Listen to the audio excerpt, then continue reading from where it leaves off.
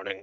I'm tired and dealing with some Twitch scuff because I don't know how to.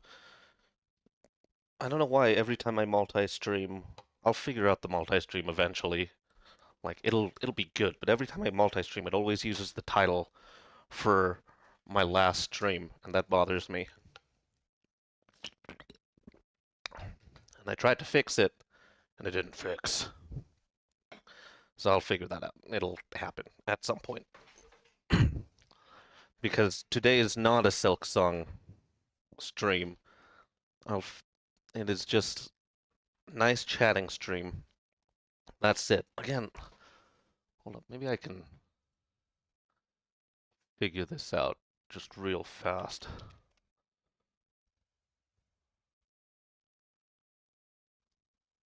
If I go to the greater dashboard, maybe manage stream. Got it. Is there a way to edit any of this, please?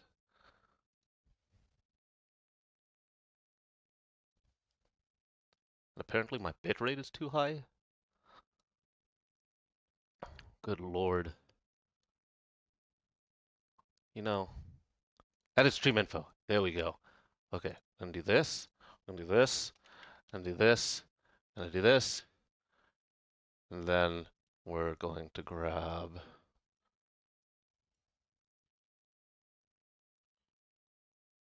this title.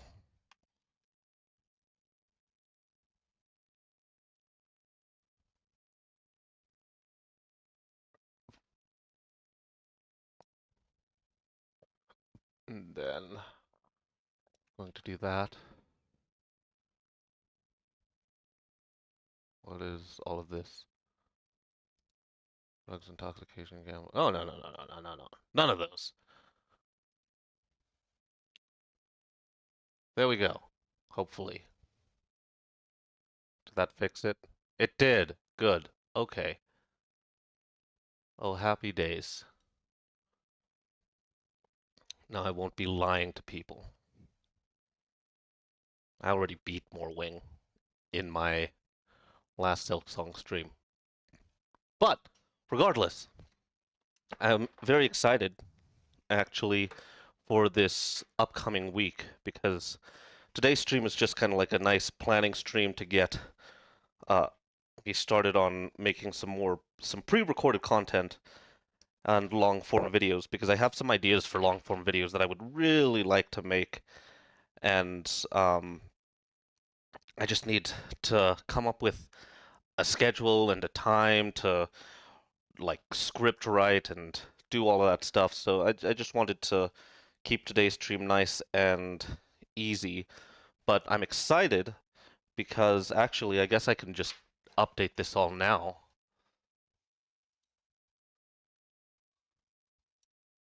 I'll just make sure I don't dox myself too much. That what we're going to do is quickly update my schedule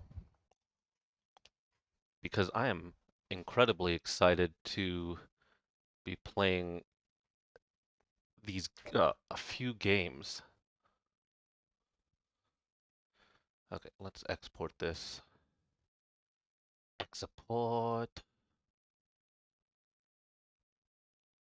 Just there's this one done. Aha.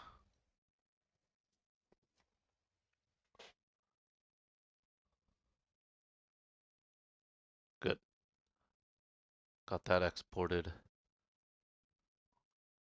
I guess it doesn't matter if this is this is shown. This is nothing intimate.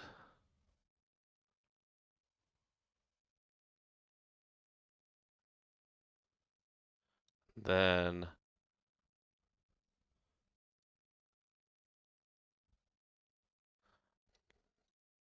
done. Okay. That's why I'm excited because next week I'm going to be streaming Silksong, yes, for the end of the month, and trying to beat uh, Sister Splinter, Sister Sledge, as I've been calling her, because I kept on forgetting her name. And like the last Silksong stream. So I was just like, Sister Sledge, Sister Sledge. So in fact,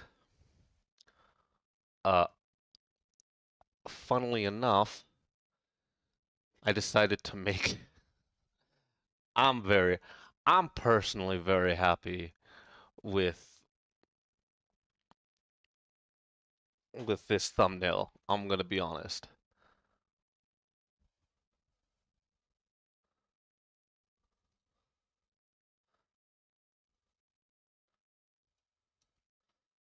So I made this thumbnail for my next Silksong stream because I just kept on saying Sister Sledge, and so I just couldn't get the image of Sister Sledge out of my mind, and so I just took their album cover and edited it to make Silksong, which personally I'm very happy about. It's nice. So what we're going to do now is just go to my. Oh wait, no, I need to save this. Save, publish changes. Thank you.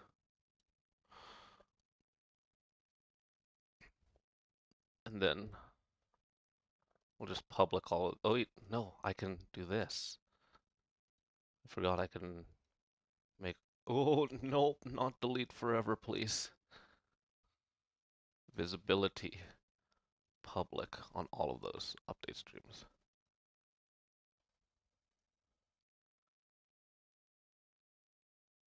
Okay, okay, come on. Bulk. So I'm excited for next week because over this past week I've been doing a lot more research and uh, kind of planning my streams out a little bit more.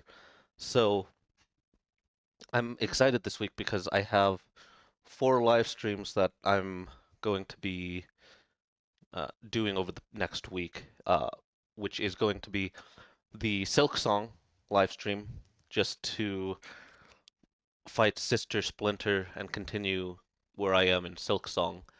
And then, in honor of Spoopy Month, since October is going to be starting, I am not, just to let you know, I am not the biggest fan of horror in general. So it is. I enjoy Halloween, and I enjoy Halloween and I enjoy October. Fall is one of my favorite seasons, and Halloween's so fun. However, I am not the biggest horror enthusiast, and so cannot deal with horror movies. Well, I can deal with horror movies. It's specifically jump scares. I don't like jump scares. And I'm gonna be honest, I cannot deal with um what is it called? Uh Haunted houses, things like that. I love Halloween aesthetic. I love everything about it. I not everything about it. Like I'm just I am a scaredy cat in all honesty. And I can admit that. That's okay. So because I'm a scaredy cat, I decided, okay, this is the best way to honor Spoopy Month is to do a playthrough of Resident Evil Biohazard, since I have it because I want to play Village. I want to play Village because Dommy Mommy. Like, let's be real, Dommy Mommy. And werewolves. Like, I like all of that. However, I don't want to play it without playing the first the first game of this reboot series essentially first, which is going to be Biohazard. And I know that's going to be horrifying for me. It's okay. We'll get through it. It's going to be a fun playthrough. I'm going to beat it. Uh, even I'm going to continue to play it even past October. We'll do like Nightmare Before Christmassy vibes, I guess. So, I'm going to be starting that. And then after that, I'll be going into a uh, what is it called? Because I'm getting into a more consistent schedule overall of Mondays and Wednesdays being gaming streams, Saturdays being variety streams with some gaming afterwards. And so instead of just making Saturdays planning streams all the time, uh, I'm finally going. I've been having this idea for a choral composition because I am a composer, and so I figured a composer who has basically taken a year-long hiatus from composing, from creative burnout, and all sorts of other things like that. So instead, I just realized it is uh, silent. And uh, I forgot that I did some research on Twitch safe music this time instead of instead of what I did last time, which was trust Spotify that the music was going to be uh, Twitch safe. Why would I do that? I don't know. That was incredibly dumb of me. But it's okay. We are bringing up some music right now. Hopefully. Where is it? What's going on?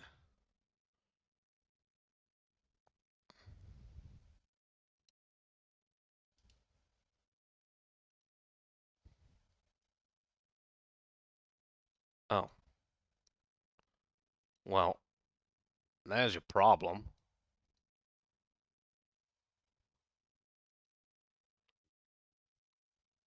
We going? We good? We Gucci?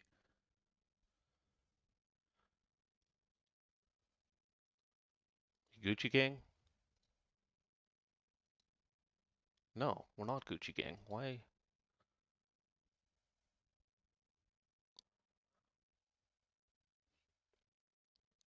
Oh my dear God. What is going on? All of this.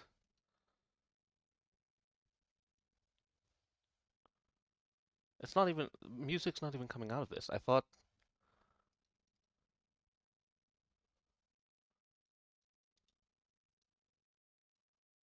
do,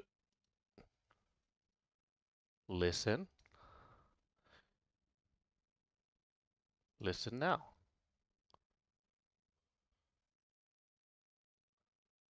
Beneath autumn skies, the island hushes as falling leaves rustle up memories. Farms and gardens are split between a winding path perfect for reflecting. Oh, we'll just do this. I'm gonna give you this designer Ah, if you I need to get premium for my what is it called account. Or I guess I could just switch it to my normal account. Because I'm not dealing with ads.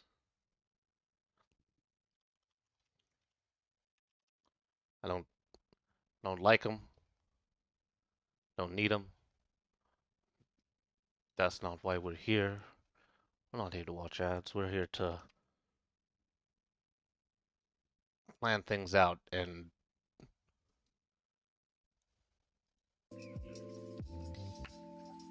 there we go. Okay. Now we just need to turn it down just a little bit.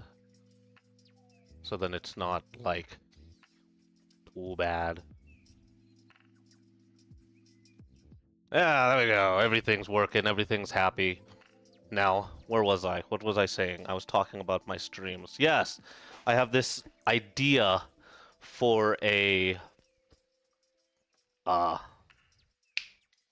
composition, a choral composition that I really, really want to make. And so it's going to be a composing stream followed by little nightmares to keep to the kind of Halloween spoopy vibe. So I'm excited for next week. I really am. I'm incredibly excited for next week and what that's going to like just playing all of those games. However, I also realize and recognize that streaming alone is not the best for content growth. So what I'm gonna have to do is actually start making some more long form content on YouTube because I've been wanting to, and so we're going to go get into it and start kind of planning it out. For the most part, I'm busy, as you can see, most of the week, and I have some time afterward. It on my calendar, on my VTuber calendar, it shows I have some time afterward. But actually, my mother-in-law is in town, and so we are, my husband, his mom, and myself, we're all gonna go grab some dinner and just hang out today and tomorrow. So, because my VTuber schedule doesn't show everything that I have kind of planned out. So I have personal life like personal stuff that aren't on here, including some rehearsals for a choir that I sing with. So that's why Sundays I'm incredibly busy because I have rehearsal then. So yeah, my VTuber schedule doesn't have everything, just some of the more prioritized things. And so I know off the top of my head the things that are more personal that I need to just keep in mind. So what I first want to do is look at my content plan because I've been having some ideas for long form videos that I really want to do. At first I was thinking about doing some long form edutainment videos, but after some ruminating on the idea, I felt like instead of doing one long form video about these topics, I want to, in fact, incorporate them into my discussions, in my discussion videos that I want to make, because I have these really fun ideas that I want to try out and everything.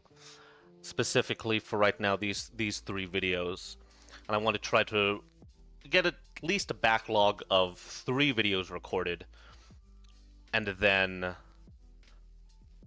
start releasing them weekly or bi-weekly and everything. I'm thinking right now bi-weekly would be the most feasible for me.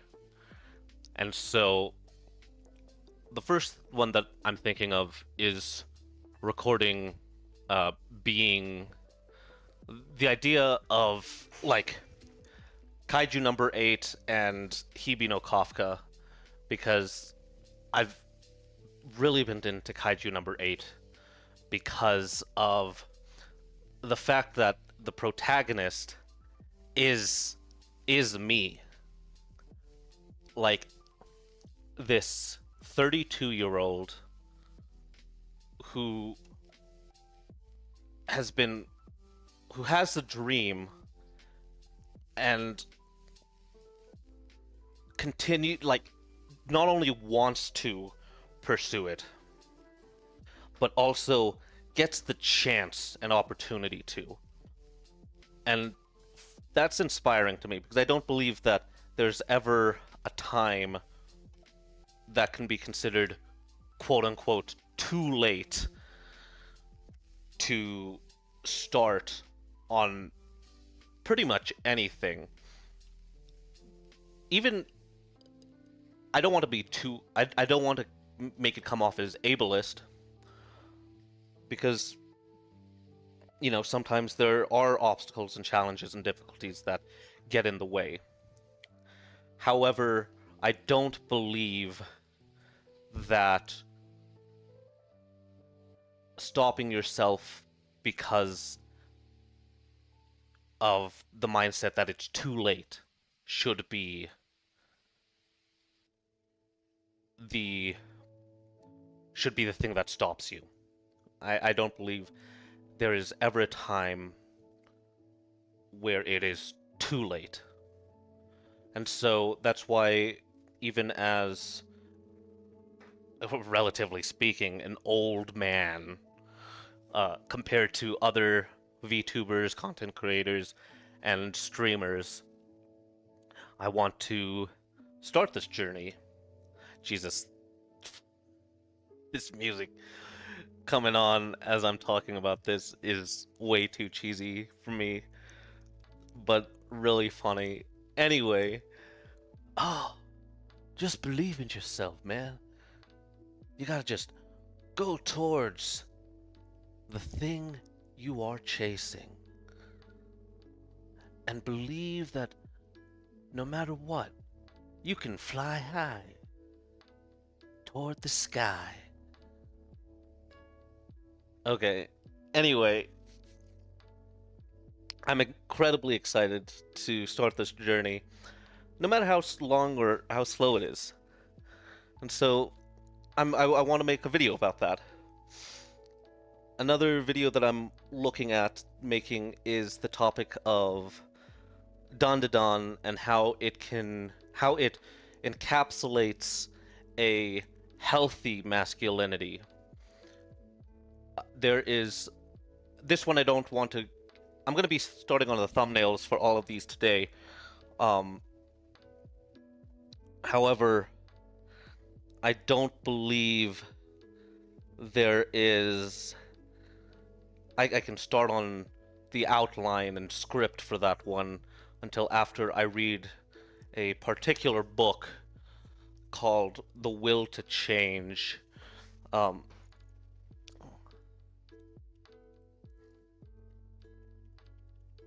Will to Change. It's by Bell Hooks, sorry.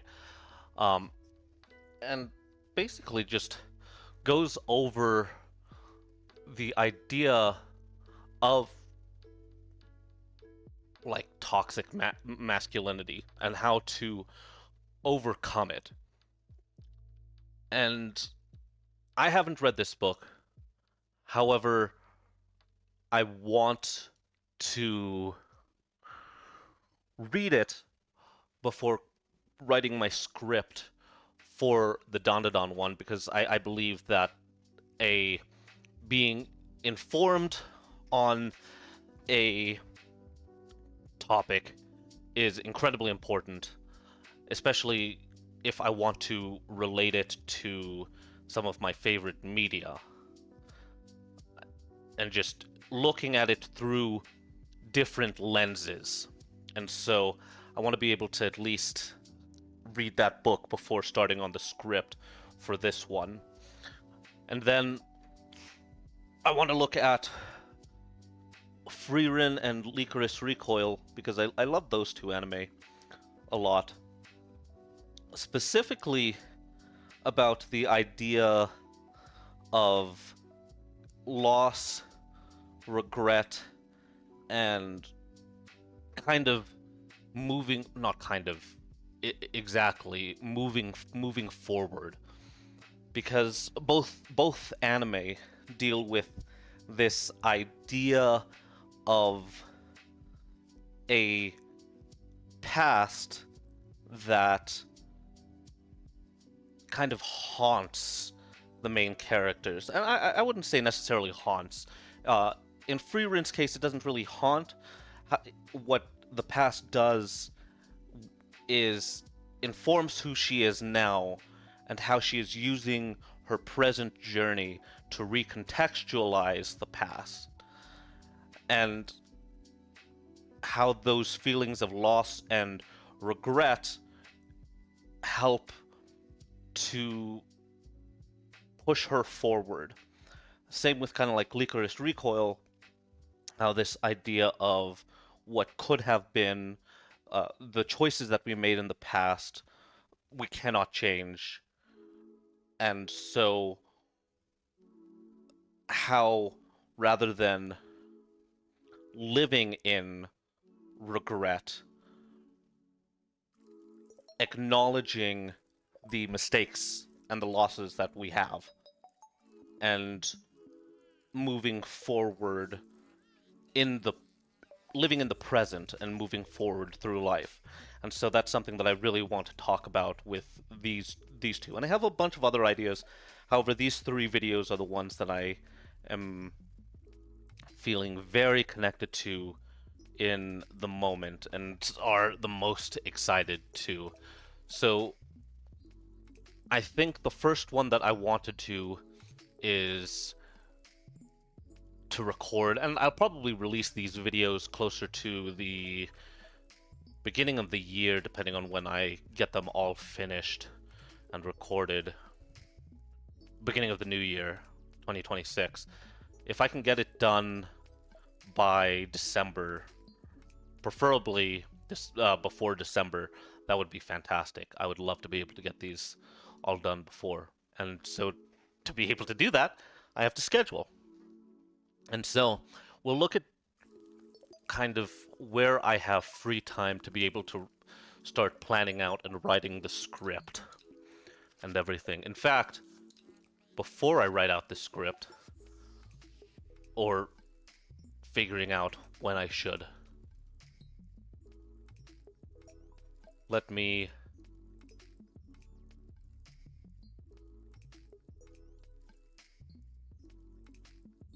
make my, what is it called? My thumbnails. Oh, hold up. I should make a folder for live streams.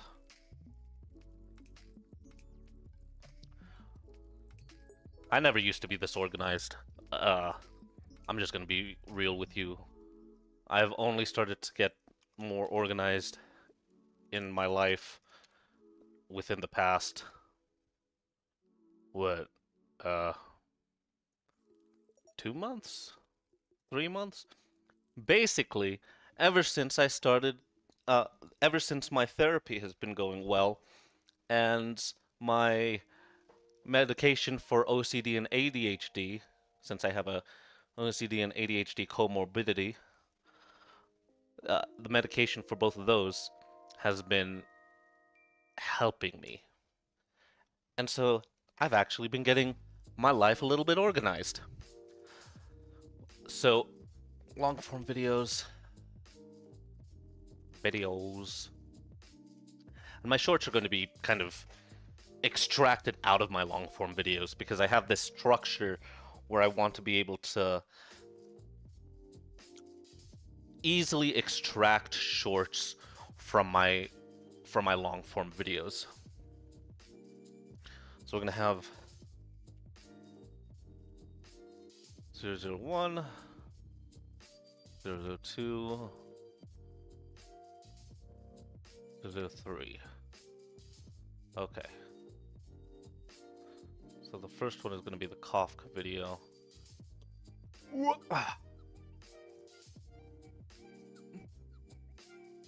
And then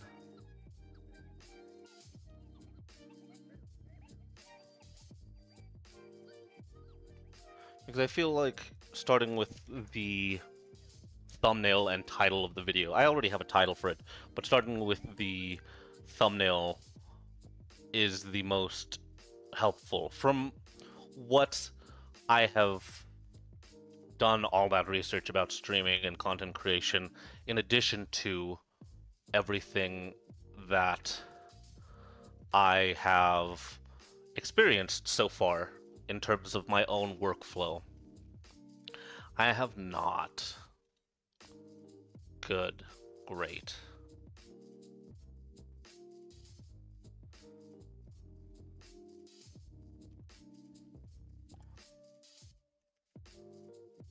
Okay. So I'm just do that. So because we are talking about Kafka, I want some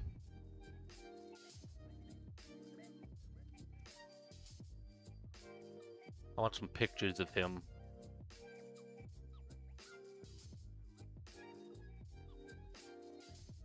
And I'm able to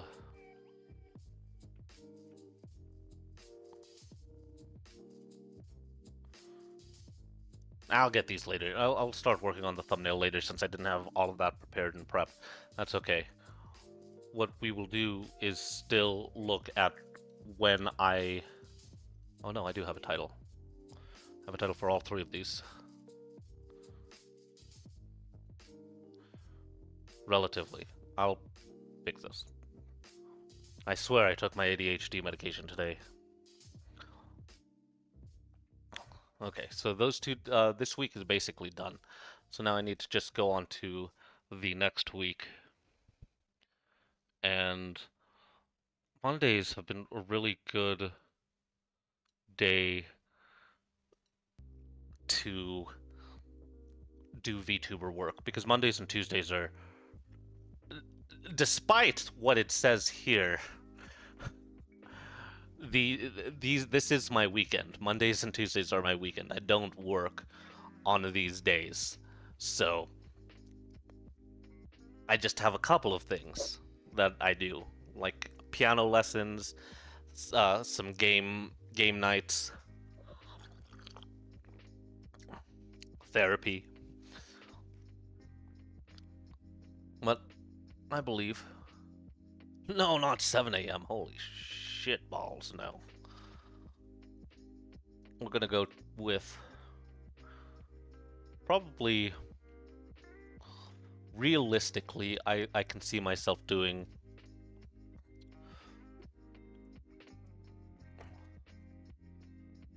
asset collection.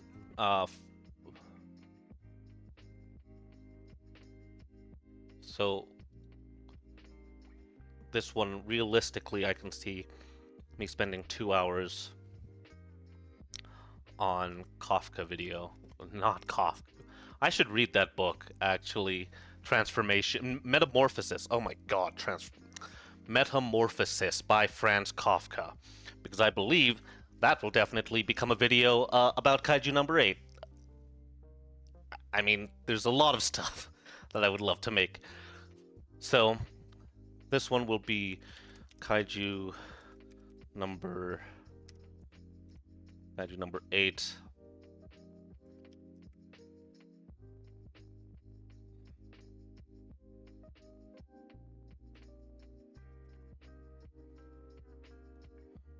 Research and planning. And what we're going to do is we're going to gather thumbnail assets,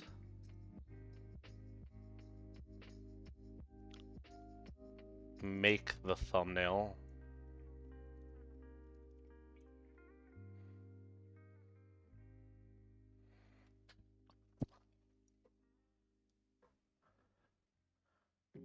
actually hold up, no, we're gonna batch this.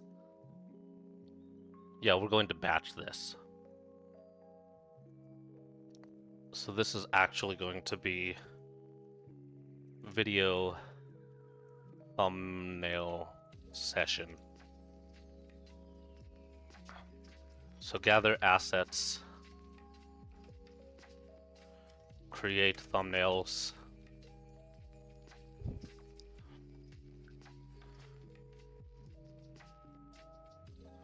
create titles. Yeah, I feel like that'll be a good use of that time, is primarily focusing on thumbnails and everything. And then the next day, what I can focus on instead, it will be kind of like the research. So what we'll do is, well, looking at this,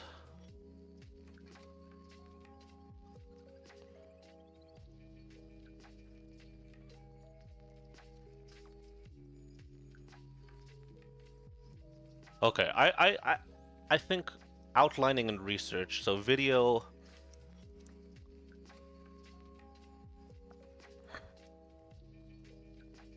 We'll do video outlining and research on Tuesday, actually.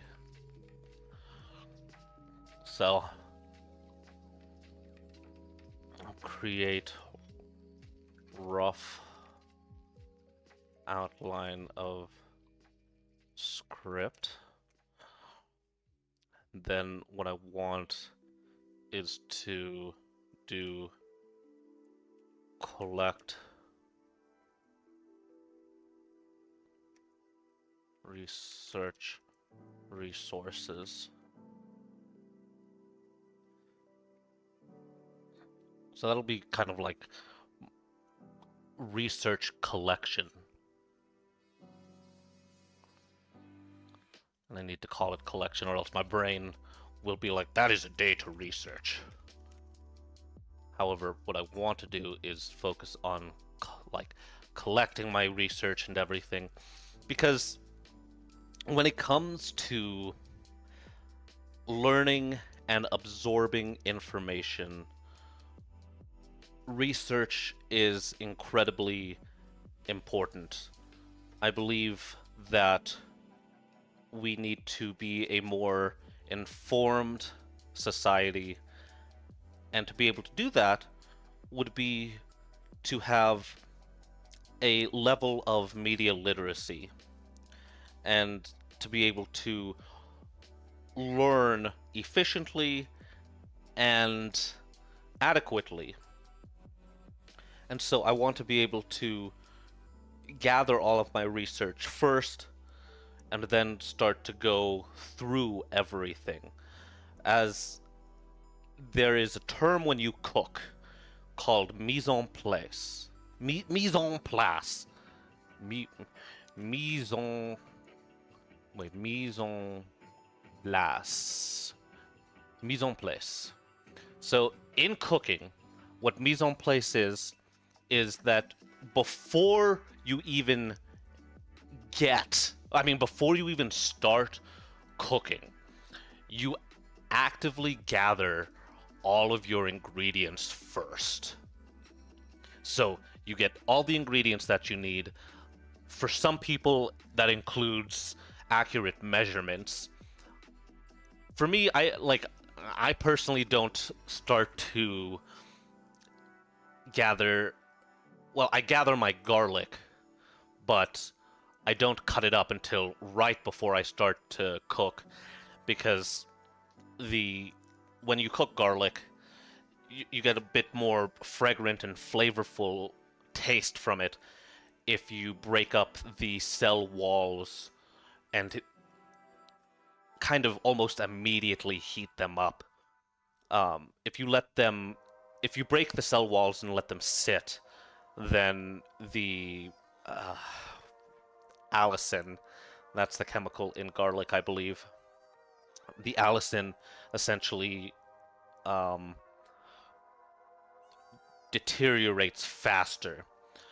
And so that's what gives garlic and onions its flavor. Onions you can cut, you can pre-cut, they'll be fine. Garlic, uh, that's why the way that the cell walls work with garlic in terms of the Allison is different. So I wait until the last second. I gather everything up, but then I cut my I mince my garlic right before sweating them to really capture that flavor and everything.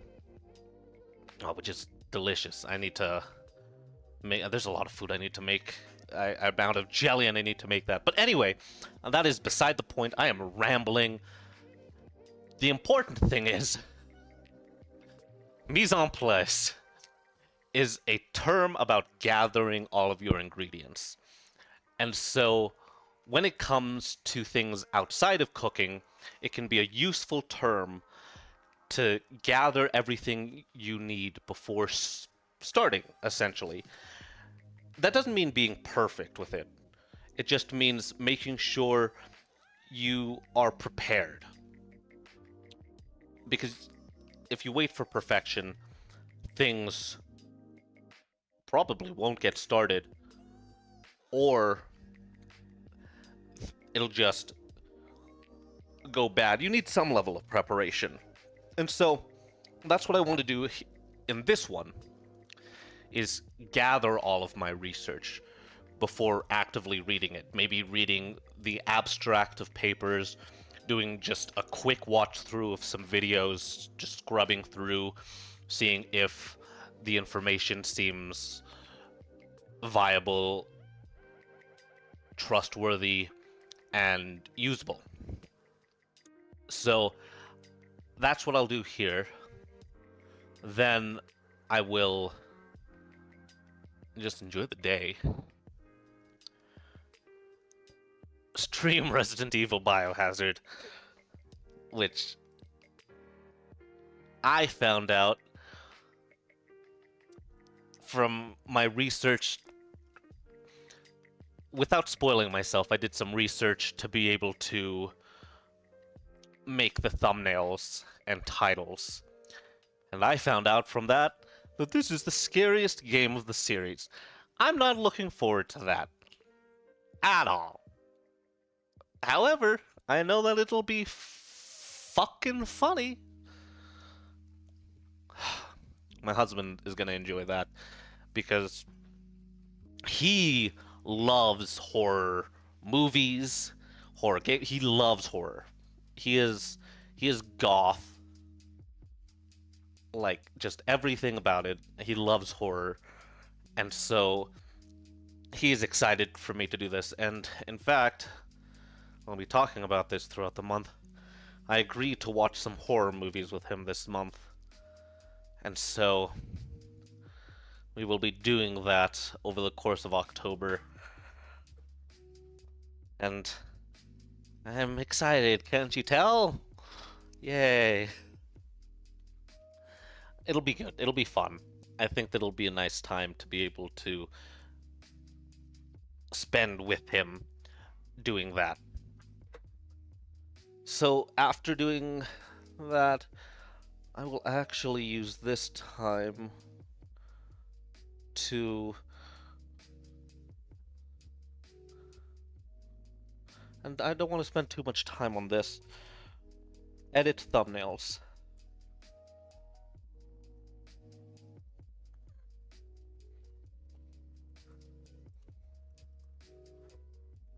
Because sometimes giving yourself space from an event allows you to see it and process it with new eyes, which can be helpful. So here, what we'll do is edit my thumbnails.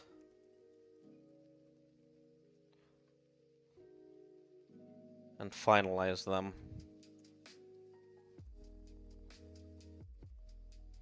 So we'll edit and finalize thumbnails. So that's why that one won't. That'll only be like an hour at most, because I don't want to spend too much time on it. I think the majority of the time should be spent on creating it and then not fussing over the details so much, but making sure that it still looks good. So after that, I believe would be a good time to focus on actively researching. So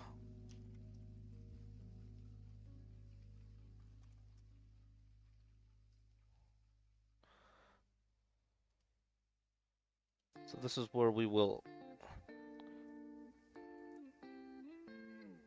do the actual research and take notes on everything. So one of the best things that you can do when it comes to learning is taking notes and letting that kind of sit with you. So if I'm taking research notes on everything, and I'll take, this will probably be 2 sessions. This will probably take me 2 sessions. What am I doing that day?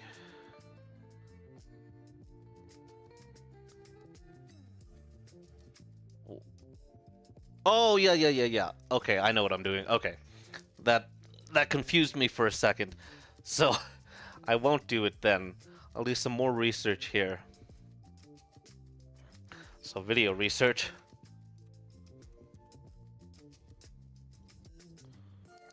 In fact, I'm just going to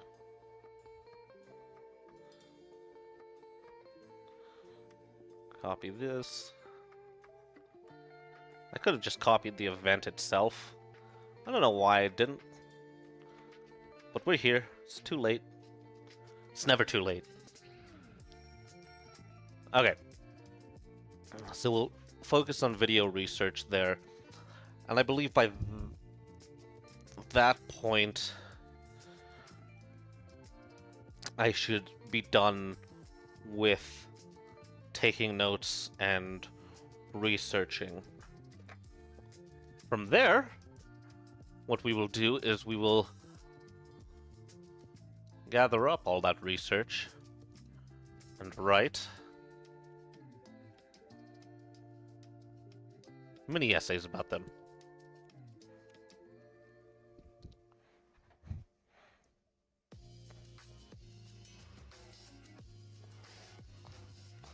So write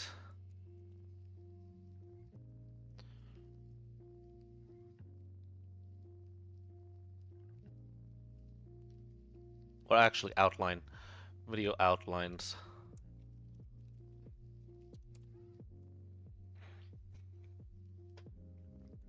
We'll create a rough outline. Rough.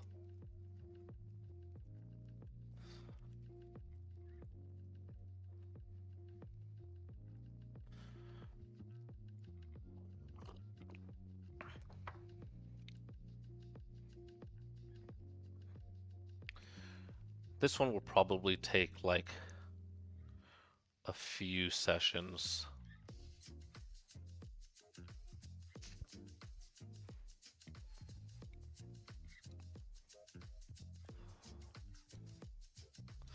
Because this one... Actually, hold up.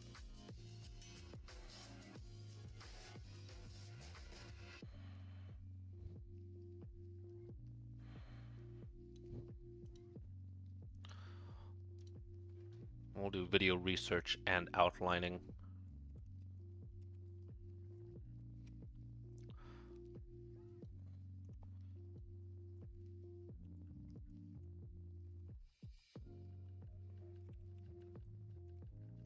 And this is just to block out some time.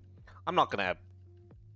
Things change. As time goes on, and as the week progresses, things will change, wrenches will be thrown into this. It's good to be prepared, have some level of a plan. However, I'm not going to be beholden to this. If things shift and change, That is okay. And so we're just going to make sure.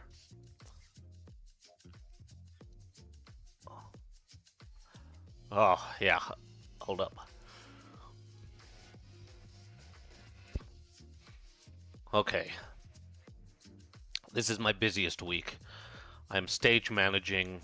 So one of my jobs, one of my gigs that I do, because I have various amounts of gigs, is I am a stage manager for a small ensemble.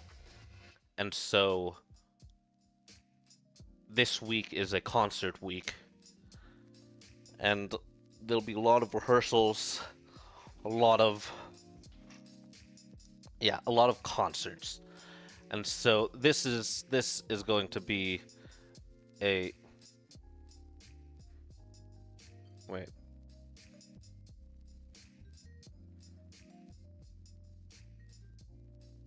Wait. Did I not change your color? I did not. Amethyst. I think that's the right color. That is the right purple. Good. Okay, that confused me for a second. I was like, I'm pretty sure I'm streaming this week still.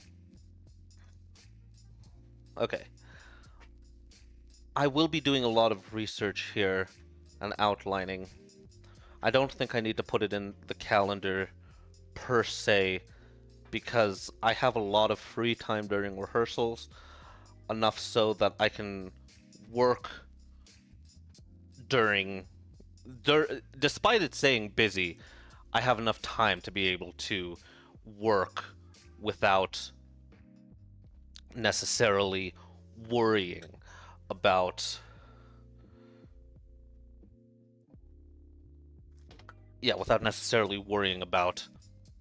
the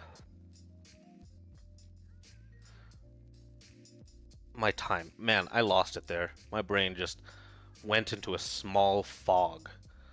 What the fuck? Okay. And from there, that means I can start focusing on recording. And realistically, the only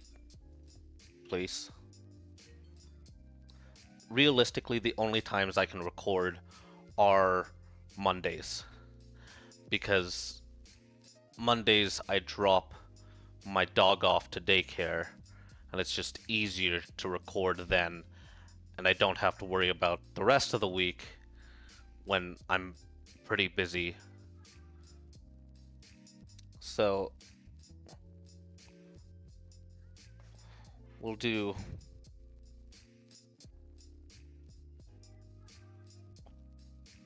and this is just to get my first 3 videos finished first, and then I will come up with a more sustainable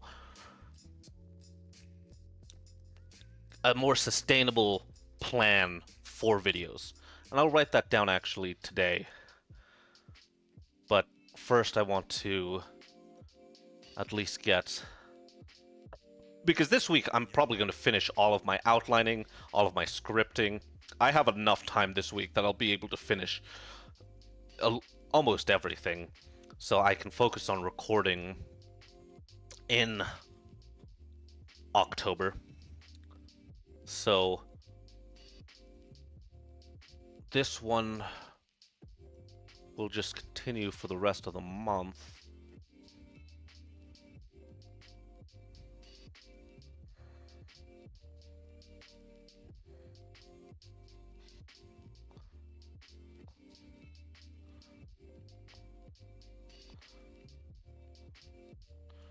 Honestly,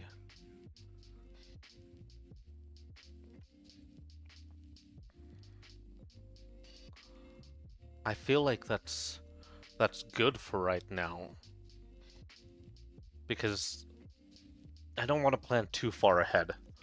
That's another thing. You don't want to plan too far ahead. Basically, what I've been doing to help my scheduling personally is I have been taking a a rough idea of every month and then going into details every week. So basically the week before, which is why, like, if we look at today, it is today. Wow. So if we look at today, I am currently actively just finalizing everything that I want to do for next week. And so next week, should be fairly good. Things will obviously change because nothing ever goes to plan. That's so true. Side tangent. One of the things, so it's been slow because money has been tight for a lot of people. However, I have worked as a wedding DJ. I'm a freelance wedding DJ as well on the side. This summer has been a lot slower. However, I've done, honestly, tons of weddings. I think at this point I've done just triple digit hundreds of weddings now at this point, and different events that I've DJ'd for. And from my experience, the only thing that is consistent across all weddings, across all events, is the fact that nothing ever goes to plan. Whatever schedule you create, it doesn't, it's good to have a schedule, it's good to be prepared. However, you must also be willing to adapt and be flexible, because nothing ever goes to plan. And so, while I have these all blocked out, relatively speaking, I am also very cognizant of the fact that this will fail. Or not fail. What will happen is things will change as I'm doing them, and I have to be ready for that. And that is okay. So, with that out of the way, I think, honestly, this is a good point to end my scheduling, because I have all of that. And so what I can do now is focus on creating a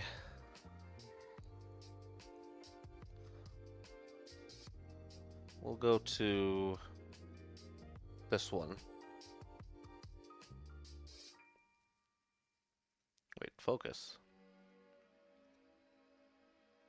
What the heck? Wait, list of video ideas. What is this focus one for? Oh, yeah. The importance of long-form videos, just so that I don't forget. Like, what long-form videos kind of accomplished for me? Oh, not title. What heading is this? Heading 2.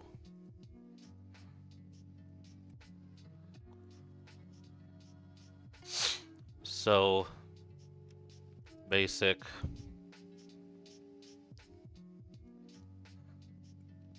Video. Schedule.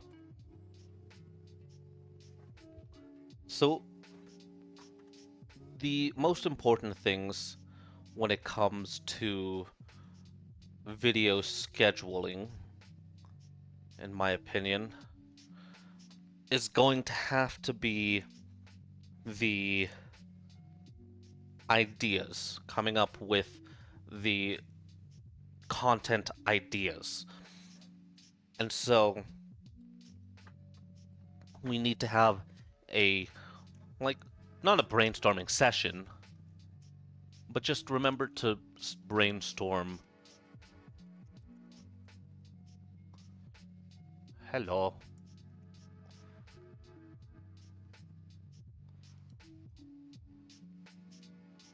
Just remember to brainstorm content ideas. And so, after brainstorming some content ideas,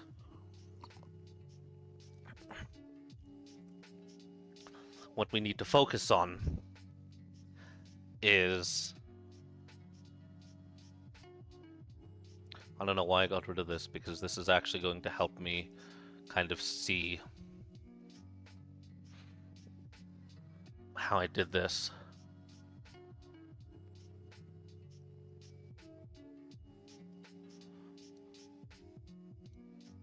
Okay, so we will actually turn number 2 into asset and resource collection. This can probably just go back to normal text. So asset and research collection. What that's going to entail is thumbnail assets and research resources.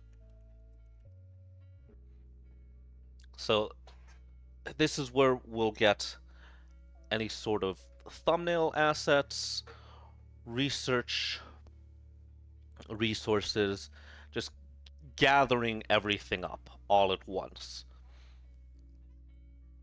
And so after that, it's going to be create thumbnail and title. Because creating the thumbnail and title is one of the most important things to start off with from what I've been researching myself. And we'll see. Because this will be my first real long-form video. What I'm going to do is just gather everything, create the thumbnail, create the title, so that hopefully they are able to get clicks and I'm able to get people interested in the videos. I want those to be the first things that people kind of see, focus on, since those are the first thing that people see and focus on, are the thumbnails and the title.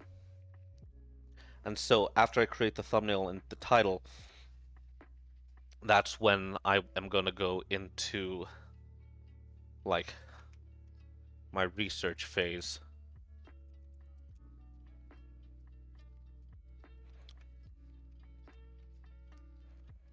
And this one can take, these can take as long as they need to. I'm just getting a rough outline of how I want to make videos. And so after creating the thumbnail and the title, this is when we will do video research. And this one will include note-taking and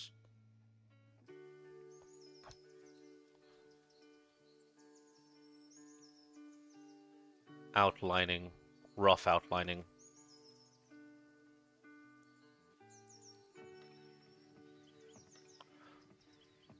So just getting a rough outline. After that, what I want to do is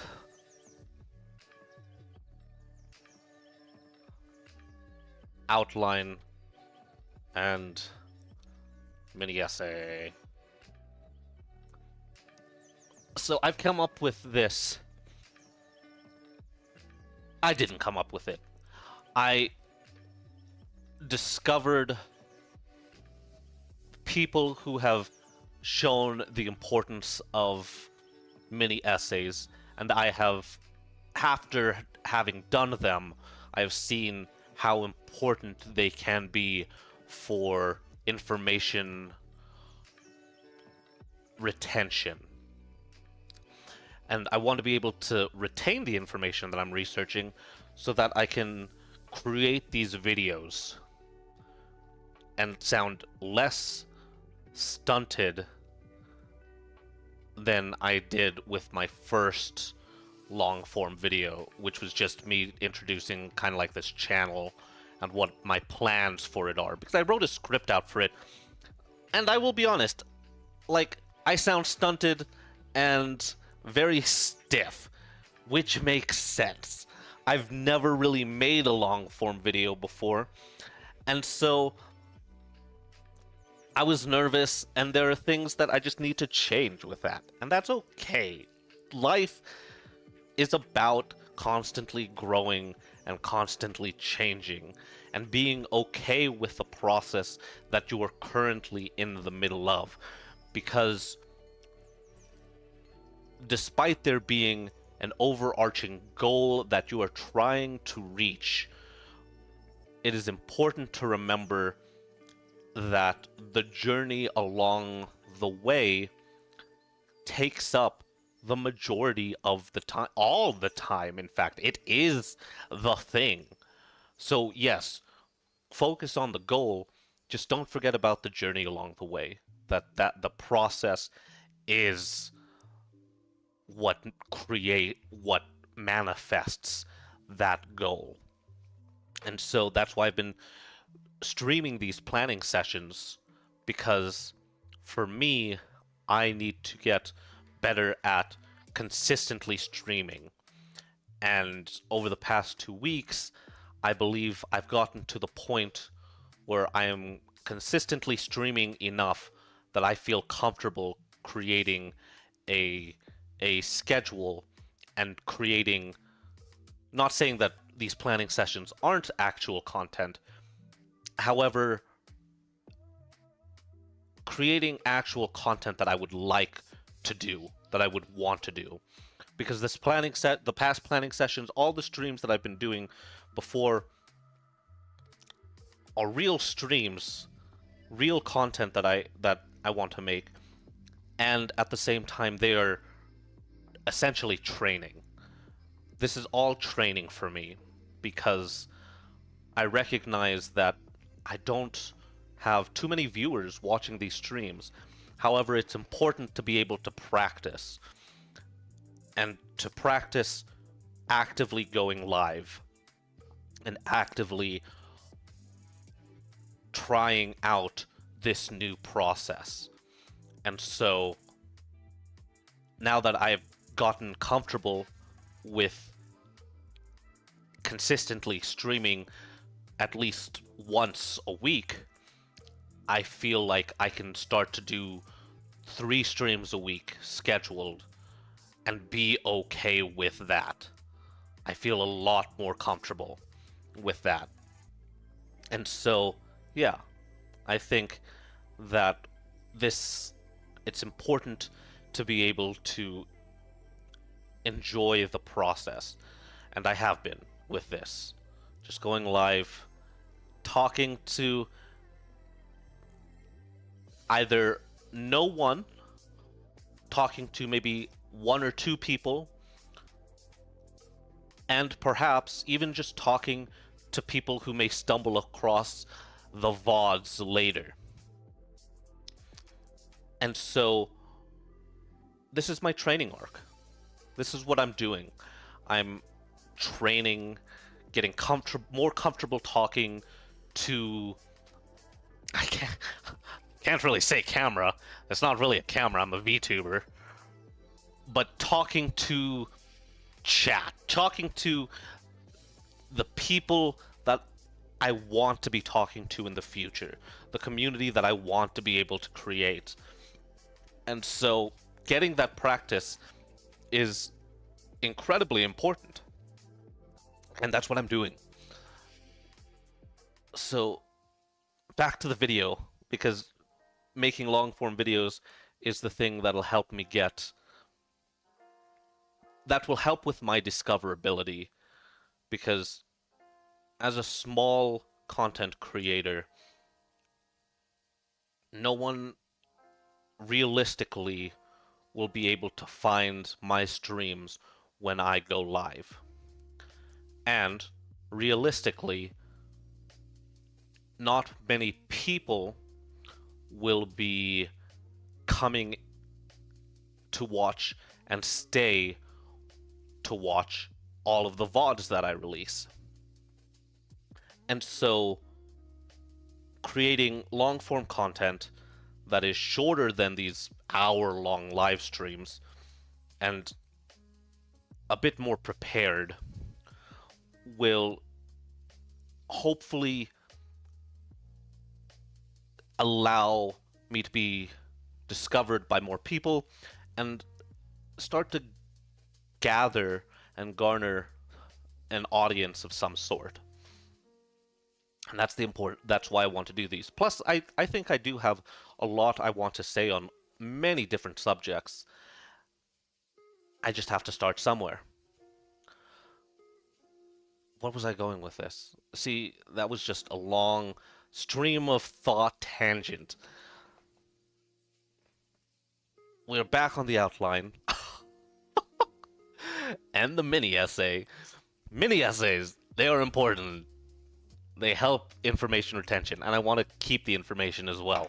That's what we were on. Damn.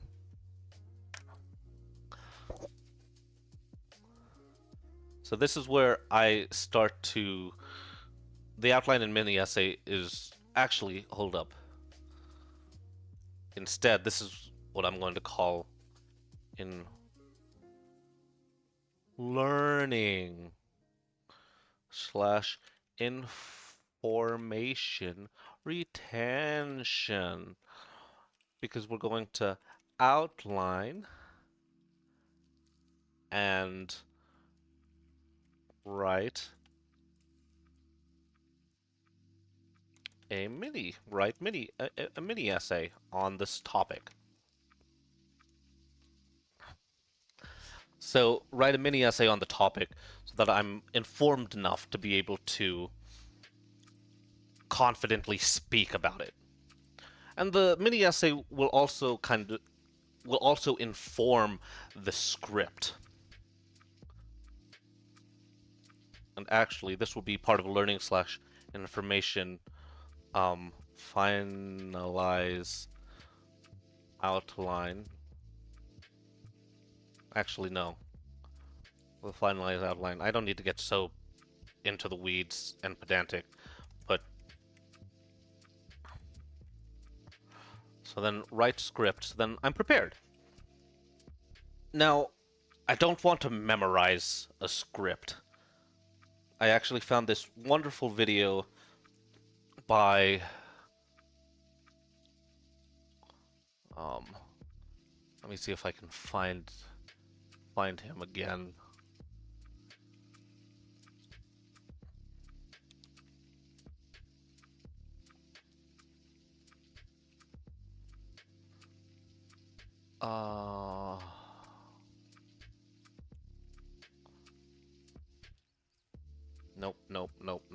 Nope.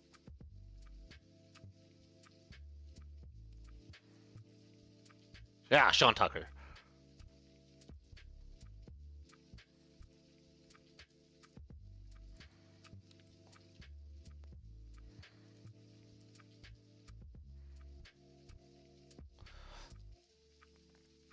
So I actually found this video on how this person writes scripts, and it really resonated with me. I really resonated with this, and so this is like the one thing that I really took away from this one is that that I resonated with, because all sorts of different types of people, so all different types of scripting and making videos. However, the thing that I resonated with him is that I should not memorize a script word for word, and I should not read off of a teleprompter. That may work for some people, However, the type of person that I am, I don't believe that really works for me. I mean, hell, if you look at my first video, my name is Soro. Like, it is Soro Liparin, and I really want to share something with it. It sounds so scripted, stunted, and stiff. I can admit that. I just needed to start somewhere. And that's the start. Something that honestly I can't even watch completely because I'm going to cringe. And so I don't want to sound like that when I talk in my long form videos. And so what I want to do is write out a script. And then we use it as just preparation to talk about the thing that I want to talk about. Because if I write out a mini essay and write out a script, then that means I am comfortable in the information that I'm trying to convey. And I have an idea of what I want to say, and so it'll be easier for me to convey that information more naturally and authentically if I at least have some level of preparation. In addition, it would also stop the random wild tangents that I go on, such as when I am live streaming, because even though I took my ADHD medication today, I am still finding my mind is wandering to tangential topics. And that's okay. Everything is okay. Nothing, it's fine. Again, I'm just starting out. I will get better as I progress and continue to practice and try to grow and improve. So after this, okay, now back to... I should zoom in just a little bit more on this. After this, what I believe I should just kind of start doing is record the video. Just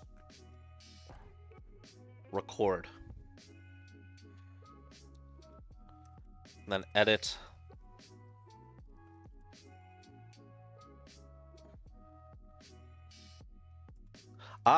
In record the video, actually, hold up.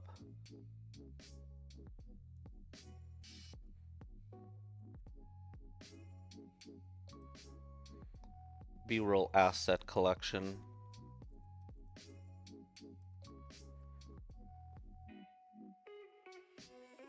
Actually, we'll include that and record the video. So, record and B-roll collection, because I'd like to have at least some sort of B-roll, so it's not just you looking at a standing model the entire time. So I want to be able to have some relevant B-roll that plays. And then after that, I will edit the video.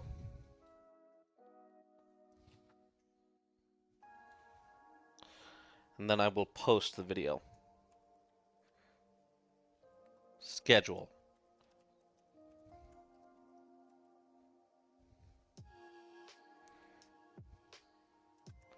Schedule video release. I won't just post it immediately because I want to have a nice backlog of videos so it is easier for me to have consistent uploads while I am preparing for other videos as well, and I don't find myself like caught in one of those moments where I'm like, oh, I don't have a video to release. So I want to be able to just do that. So we'll schedule video release slash host video. Nice. This is good. Okay, I have like a nice basic video schedule that I can do, that I can kind of follow after creating my first 3 videos and everything. And so now that I have this all kind of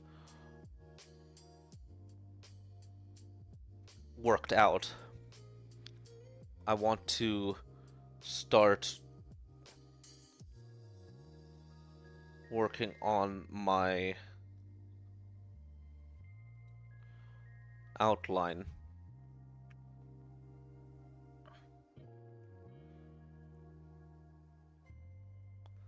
Because I should have at least, I feel like, so I have my claim slash focus that I'm trying to focus, like, that I have on the video, followed by at least 2 to 3 points that I'm trying to make.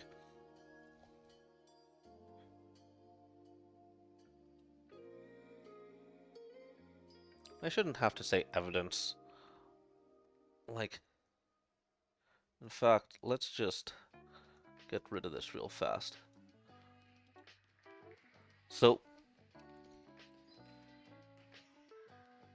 here in the first part of the video is I'm going to establish the promise, what the video is about.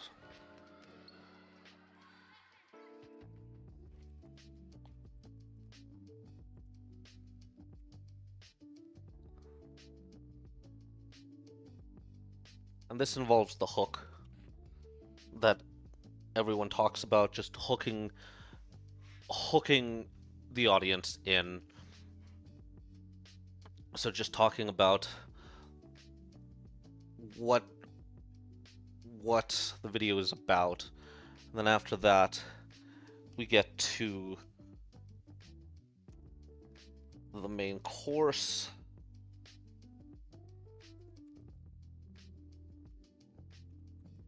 The actual substance of the video. And here is where we will discuss 3 different points about what the video is about. So hook,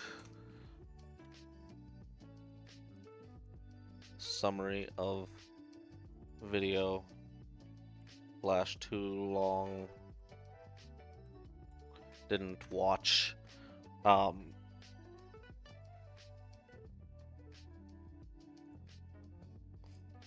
don't want to give away everything, so just a summary of the video. It's the hook and the summary of the video. And so the main course is where we talk about the substance.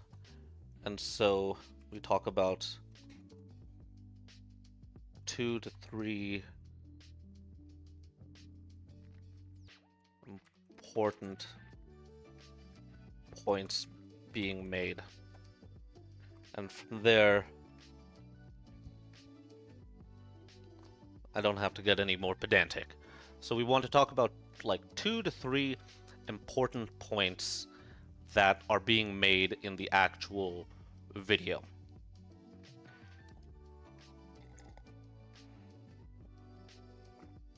Now, what I want to do is create a too long didn't watch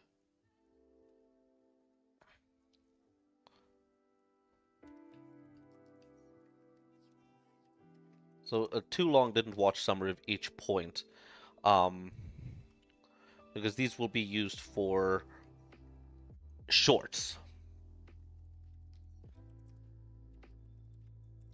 So that's what I'm going to do is have the point that I want to talk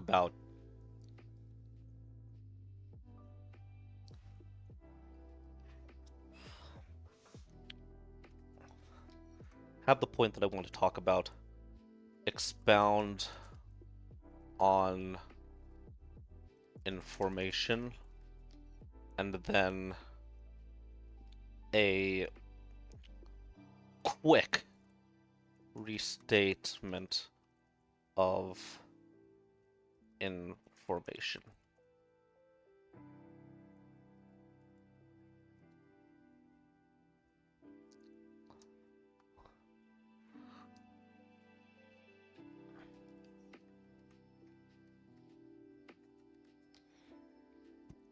So that's what, and this isn't just a quick restatement of the information. Quick restatement of the information slash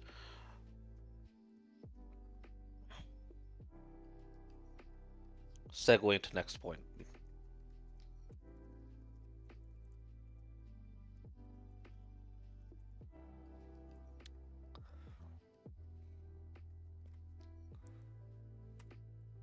And so after that, we have now what Sean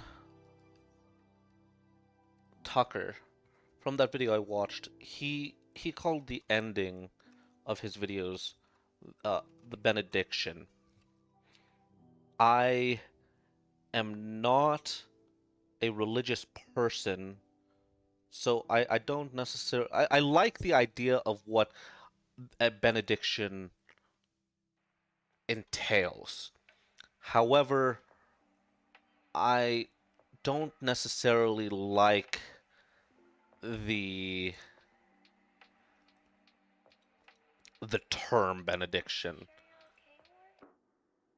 because of the religious connotations. And so I want to come up with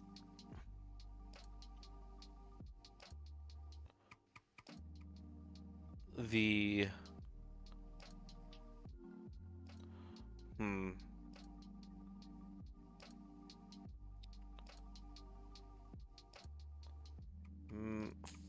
Felicity. Bye, Felicia. Advantage support.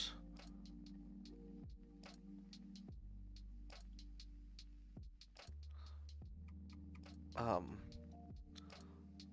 Benison? What is Benison? That's actually really funny. Invocation. That still has...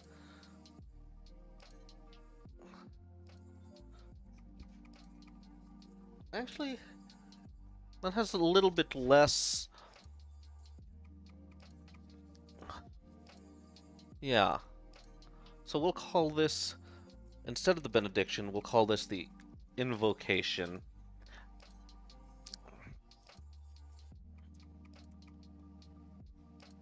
Oh, hold up. And from here...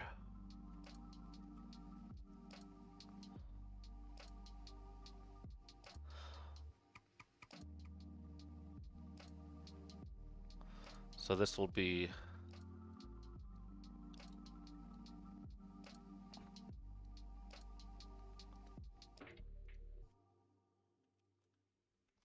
Summarize what was gained through the video.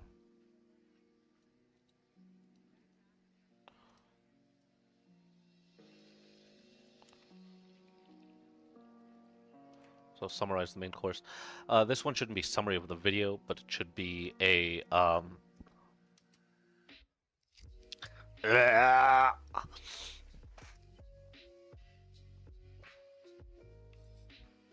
quick.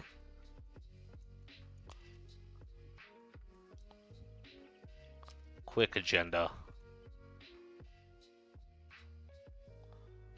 Just quick agenda list to be like, this is what I'm going to talk about. And then I talk about it. And again, I don't want to necessarily follow this outline word for word. I just want to be able to... Ew, why is this Arial? Ew. Ah! There we go. Verdana. So much better. Actually, I want this to be pageless. Okay.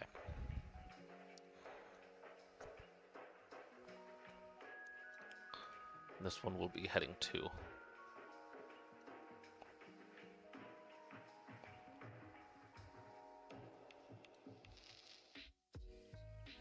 Heading 3.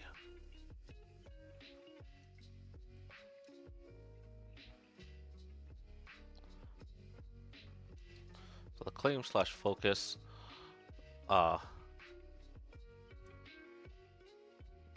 the theme slash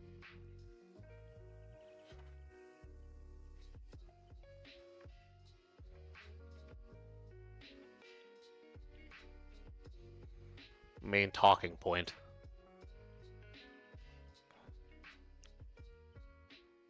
Actually, no. I know what a claim/focus is. You see it. It says it. Claim/focus. Okay, the invocation is where I want to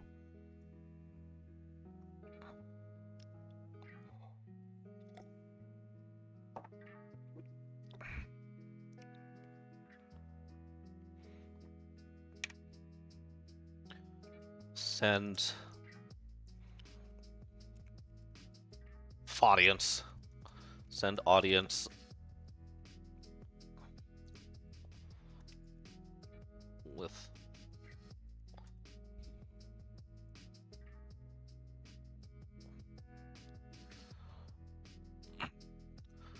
so just kind of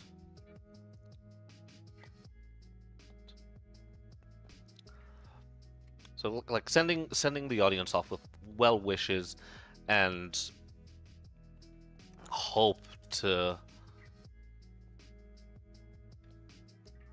so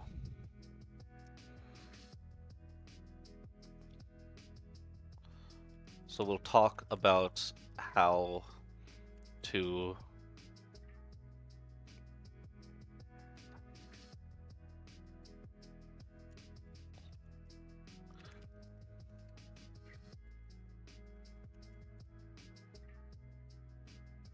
talk about how to utilize this information in their lives.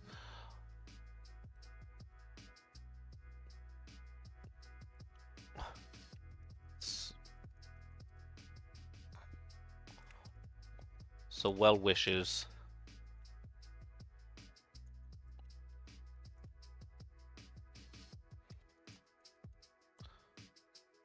Send. Wait. Sending good vibes. And call to action. Watch another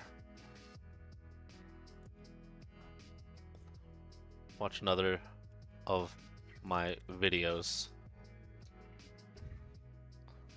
And so this is going to be the general outline of my videos and my video essays, I think, is to create a promise, create the main course, and then send everyone off with just a good vibe invocation and everything, so that people can go feel like I offered them something important and helpful, and that they can feel good after leaving my videos. Because that's the most important thing that I want to try to get out of my videos and out of my content, really, is that people feel good about what about themselves. People feel good, people feel inspired. Actually, that's what the claim focus is. The primary feeling I want the audience to leave with.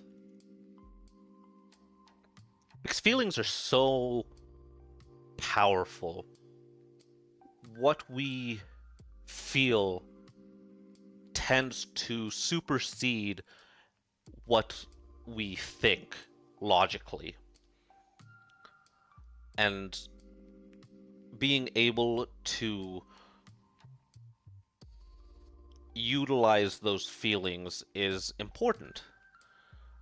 So rather than being like the scummy fucking advertisers, the scummy types of people that take advantage of people's feelings and attention, take advantage of people's feelings just to maintain attention, is horrible to me.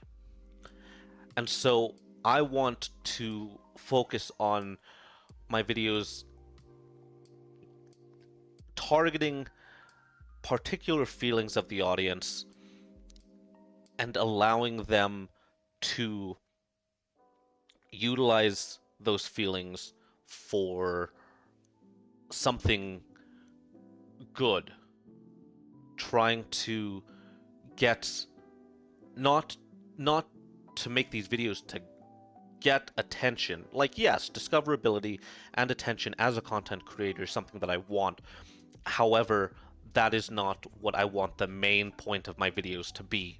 I want the main point of my videos to be imparting some level of growth and learning and feeling good about them. I want people to leave my videos feeling good about themselves, maybe being inspired to create themselves, or inspired to do something like research things on their own. Give these little nuggets to allow further growth in my audience, because I feel that we are living in incredibly dark and, quite honestly, frightening times.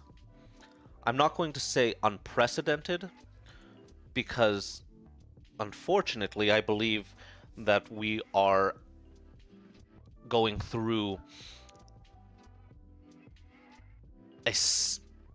we're going through something that has happened before. However, what I do find unprecedented is the fact that the transfer of information and the amount of information is different. How we communicate is different than in the past. While what's happening has happened before, how it's being spread is different. And so I want my videos to capture this idea of communication and utilizing it for a better purpose, for good. And that's what I'm hoping, at least, because there is too much media illiteracy right now, which I believe is fueling a lot of the issues that we are facing right in society at this current moment. And so, what better way to teach and allow people to become more media literate than to create videos based off of their favorite media? Because I personally find wonderful enjoyment in being more knowledgeable and present in the media that I consume. Because that's another thing. I don't want to say that content consumption is bad in and of itself. I don't want to be one of those people that says, "Oh, all influencers are bad. All content is bad. Short form content just rots the brain." I don't want to be that. I don't believe that. What I believe is that we are at a point in history where communication and information transfer has changed, has shifted. There's a paradigm shift. And we are not, and since there is a huge paradigm shift, we as a society have not gotten to the point where we have defined what this paradigm shift is. It's all brand new. We are currently in the process of defining it. And I want to be one of the people that helps push it towards something good. For example, before the movable type printing press by Gutenberg, information to people was essentially non-existent. It was incredibly limited, incredibly exclusive. And the only way that you could get it was if you joined the clergy or if you were incredibly wealthy. And so what the movable type printing press did was make information far more accessible. I believe that we are, with the age of the internet and the kind of exponential rise of technological advancement, we are in a very similar change that is paradigm shift that is as large as the movable type printing press. However, I believe it is the opposite side. What we are experiencing right now is too much information, and which is not a bad thing. However, I do believe that when we have access to so much information, it essentially becomes the exact, like, it when you get two extremes, they eventually start to meet. When you have too much information, it becomes no information, because you start to take the information for granted, where you're just like, oh, I could just Google that. I won't retain the information. I can always just grab it. Or conversely, there's so much information you can't trust it because of the rise of misinformation. Not saying misinformation hasn't existed before, however, technology has allowed misinformation to grow and spread much faster than it has before. And so it essentially creates this skepticism in knowledge and information, which again brings it back to a point where it essentially becomes access to no information. And so what I want us to what I would like to try to do is show how is to show that how we interact with the content and media we consume can help inform what the algorithms and what type of information starts to essentially win out. So essentially, how to make media literacy more accessible and more, what's the word? Accessible and fast moving, I guess, as misinformation. And to be able to do it in a way that doesn't seem like too lectury. I know I seem lectury right now because, well, this is a live stream and I'm really just going on tangents and off the cuff. And that's why I want to make videos that are more focused so that I can bring out this type of information through entertainment and allow people to see just how fun being media literate is when you start to consume content. Because, again, consumption in and of itself is not wrong or bad.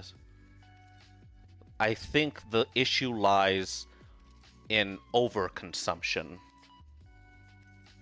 And this is where I could easily navigate into politics here. However, I'll save that for another video because, needless to say, I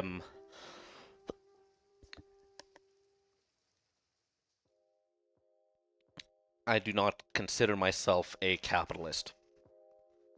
And so, the idea of overconsumption is wrong to me. That doesn't mean we shouldn't consume. We just need to be more mindful of what we consume and how we consume it. And so I want to show how being knowledgeable about the media, being knowledgeable and media literate increases that enjoyment. Because the things that I enjoy, here we go. The things that I enjoy, actually we'll go into content ideas. There we go, yeah. Third time's the charm. The things that I enjoy, I feel are exponentially more fun when I am aware of their backgrounds. For example, when I watch anime, if I didn't know who Franz Kafka was, and that he wrote a book about metamorphosis, I would still enjoy Kaiju number 8. However, even just the fact that I recognize, because I haven't read Metamorphosis by Franz Kafka, but the fact that I recognize that this exists means that there are deeper messages and themes in Kaiju number 8 that I can better keep an eye out for. This idea of metamorphosis. And lo and behold, the main character, Kafka, Hibino, transforms. And in fact, the entire anime so far is this idea of growing and transforming. How the kaiju evolve, and therein the defense force evolves as well.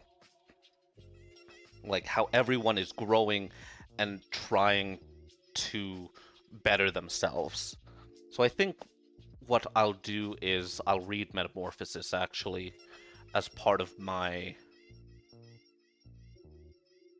research for my Kaiju number 8 video about starting late. Yeah, so I'll read Metamorphosis. I'll read The Will to Change. There's a few books that I think I want to read, just more about the subjects that I want to talk about.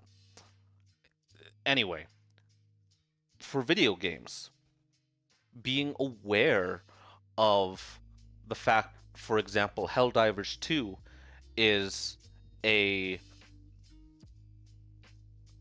directly influenced from Starship Troopers. And Starship Troopers is the movie specifically. I should say that. And see, because I know that Helldivers 2 is inspired by the movie Starship Troopers, I can see the authoritarian satire that and anti-fascist message that it is trying to convey in both Helldivers and Starship Troopers. I can go even further and point out how the movie was based off of a book, Starship Troopers, which was written, I think, in the 70s or 60s. I don't know the exact details. However, I do know that the book was sincerely and genuinely talking about, like, military authoritarianism in a very happy and supportive way. And so what the filmmakers did was they took the ideas of those books and reframed them into a satire on what the book was sincerely trying to support. And so the movie is a critique on is the opposite, is a critique of these structures. And so Helldivers takes almost direct inspiration from Starship Troopers in that way. And so when people say, "Oh, you can't be political about video games," all this stuff, the thing is, the media that we interact with and that we consume is political. They're all art is political in some way, because the art that is created by the artist will always be informed by the artist's biases, by the artist's background and expectations of the world. So how the art is created will always involve, to some level, the artist's viewpoints. Now, what the audience does with it afterwards, and I think this is where we can get the idea of separating the art from the artist, is recognizing that these ideas exist. However, using our own knowledge and experiences and reframing and recontextualizing it in a way that can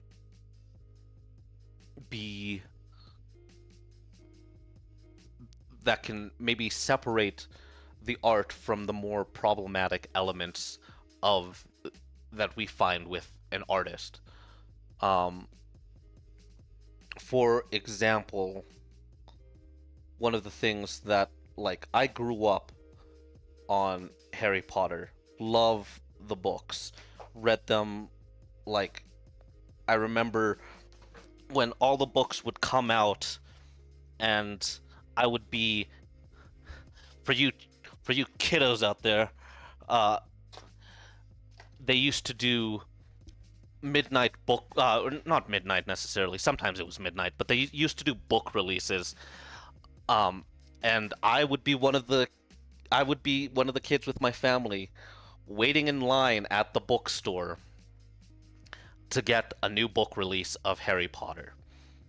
And I would be waiting in line to get tickets to the Harry Potter movies. I loved them.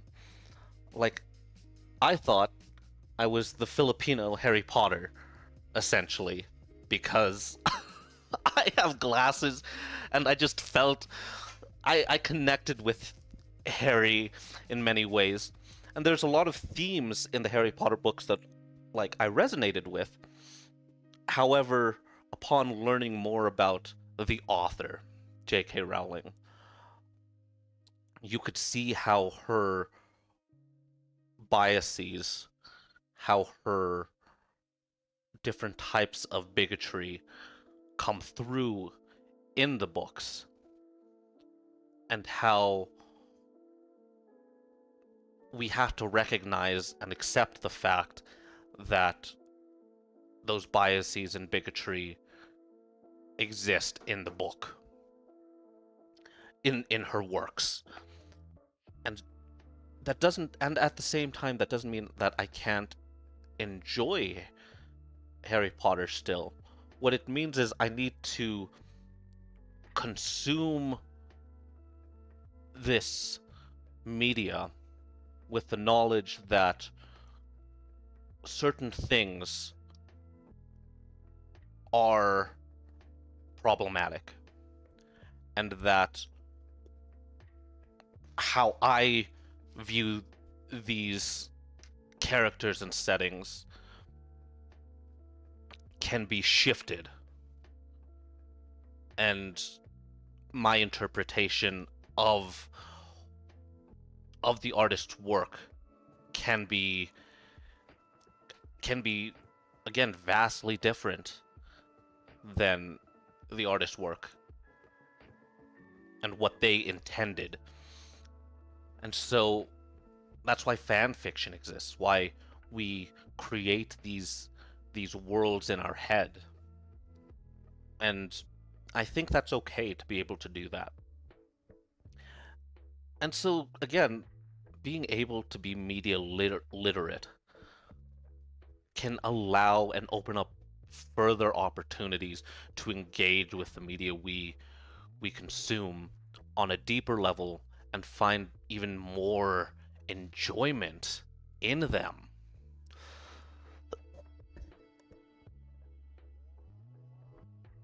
Okay, I'm going to get off of that diatribe now.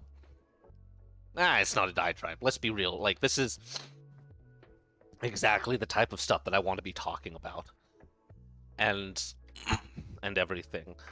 And so I'm excited to be starting this. As you can tell, me going on these tangents means I am actively excited about this. And I am actively excited to be creating content around it. And this is something that I don't think I've ever felt. I don't think I've really ever felt this way before. I felt excited about projects that I've done in the past. I felt excited about things that I've created in the past. However, they were very much just things that I did, that I wanted to do without focus. This project that I'm starting as a VTuber is different because this one has a lot more focus to it. This is, I mean, I'll even show my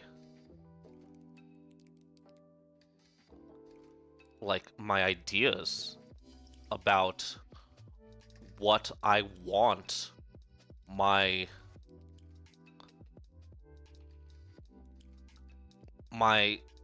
channel to be about. See, these are my 5 values that I really just value, and for the first time I'm starting a project with my values at the center, and how my values will inform what I do with my project. And so I want to be able to improve media literacy and how that can help someone's enjoyment of the content they consume. I want to be able to provide a digital third space community for people. Because at least for as an American, specifically a Filipino American, with how spread out America is, and with honestly how spread out a lot of places have started to become, there is this leaning towards isolationism, individual isolationism, and while I find physical third places to be important, where you can go and physically meet with someone, the reality is the digital space has been getting is just far more accessible. And so what we need to do is actively build it into something that we want, rather than just just letting it turn into whatever corporations and other people want it to turn into it. We should be actively shaping this digital space. And so rather than pushing it away and ignoring it, we should see how we can set up third space digital spaces, communities. And we see that with streamers everywhere. Well, not streamers, but content creators on all platforms, and how people create these communities. And so what I want to do is focus on essentially making positive community. Not saying that other communities aren't positive, but starting a community with the express intent and focus to create a positive third space, with the intent of creating a third space. Because I believe that a lot of these other online communities, they just popped up naturally, very organically, and that's great, that's wonderful. And I want to know what happens when you try to create a community with the intention of creating a community um, around a shared idea of media literacy, a place where that can intentionally be used as a third space. In fact, I would argue that we should start calling these spaces fourth spaces, because okay, I I I should quickly describe what the third space is. And I actually, hold up, content idea. Long form video content idea. It just came up. I need to write it down before I forget.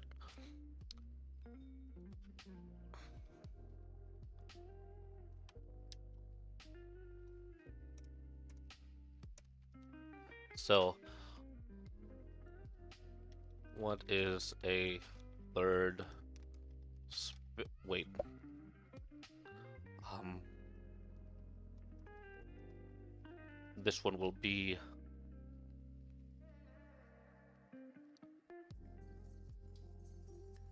crafting the quote fourth space is what I'll do, and the focus are what is quote third space theory and how can it be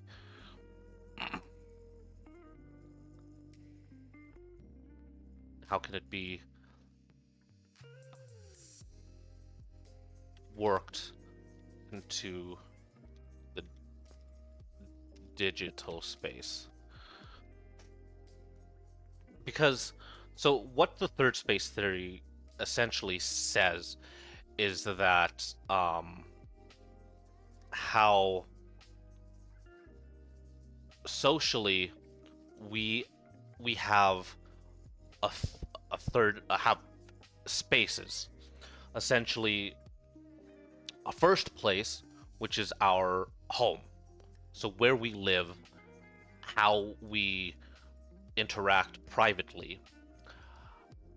A second place, which is the workplace, because these two places, and I would argue that it's not just the workplace, but also school.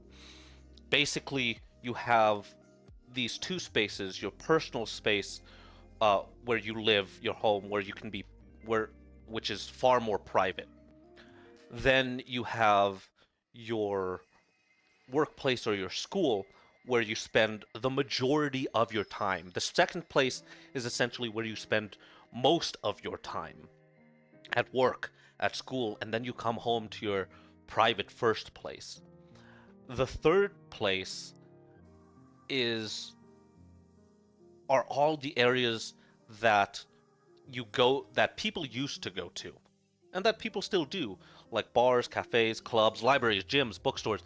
These spaces that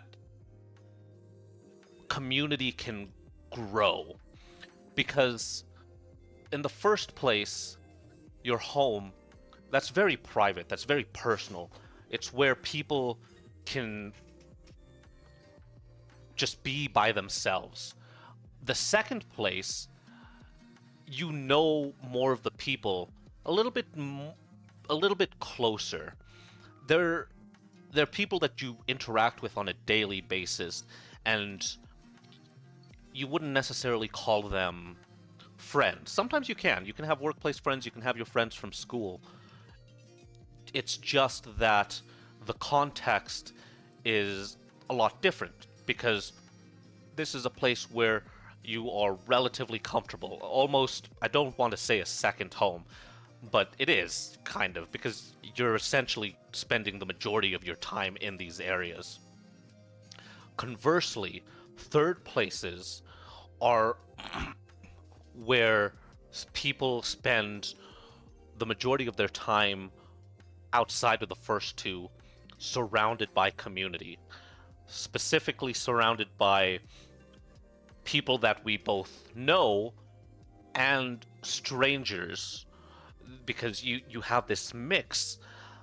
This is where ideas can come and interact and change, and where differences can be discussed without it necessarily turning into large schisms. Like, that's what this is. And so, in the past, third places existed and were easier. And this is what I want to discuss: virtual third places. I don't believe a virtual third place exists. I genuinely believe that third places should be kept as physical IRL community areas, and that the digital space should be seen as a fourth place. I believe that... Wait, what is this? First place. I'll have to actually read this. Actually, I'm going to... I'll... So, co-living, co-working. I don't necessarily agree with this.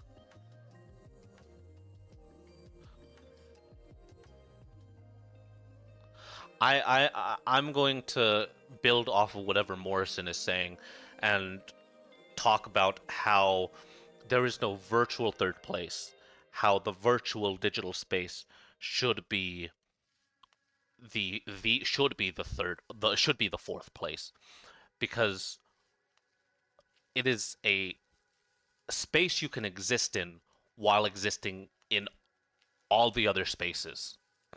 You can exist in the first place, you can exist in your home and actively be existing in the digital space, the fourth place, concurrently.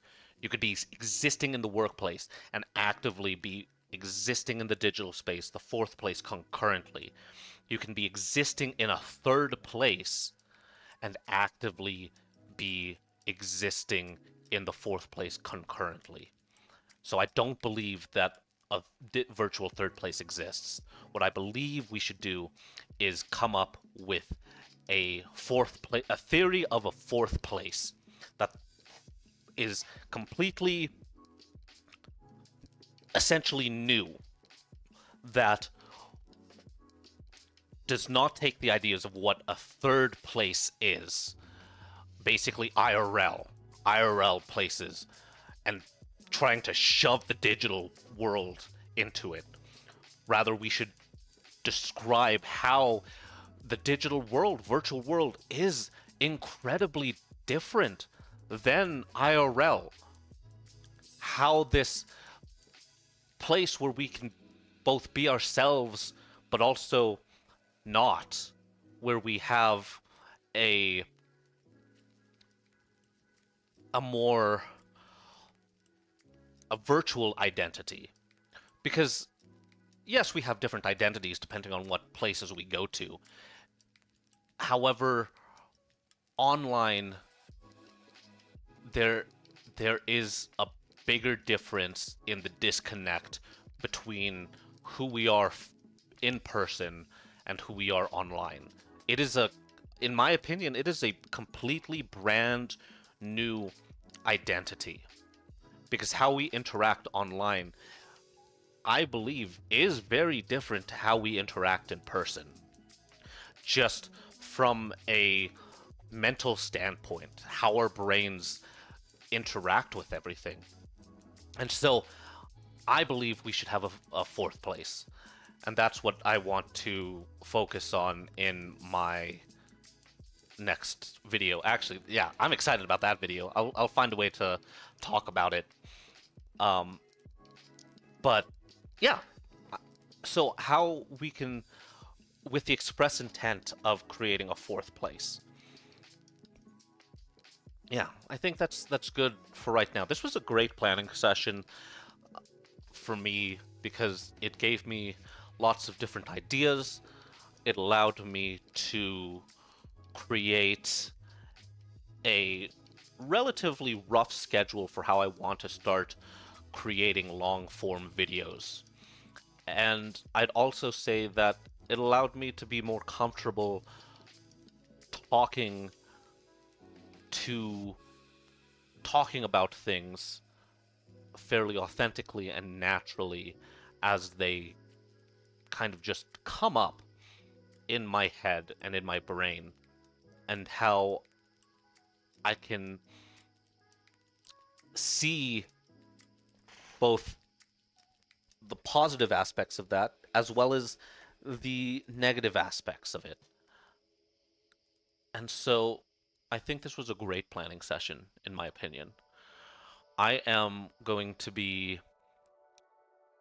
not ending the stream. In the future, what I'm going to do is I'm going to be doing two completely separate streams. So a stream for composition, a stream for the gaming session afterward.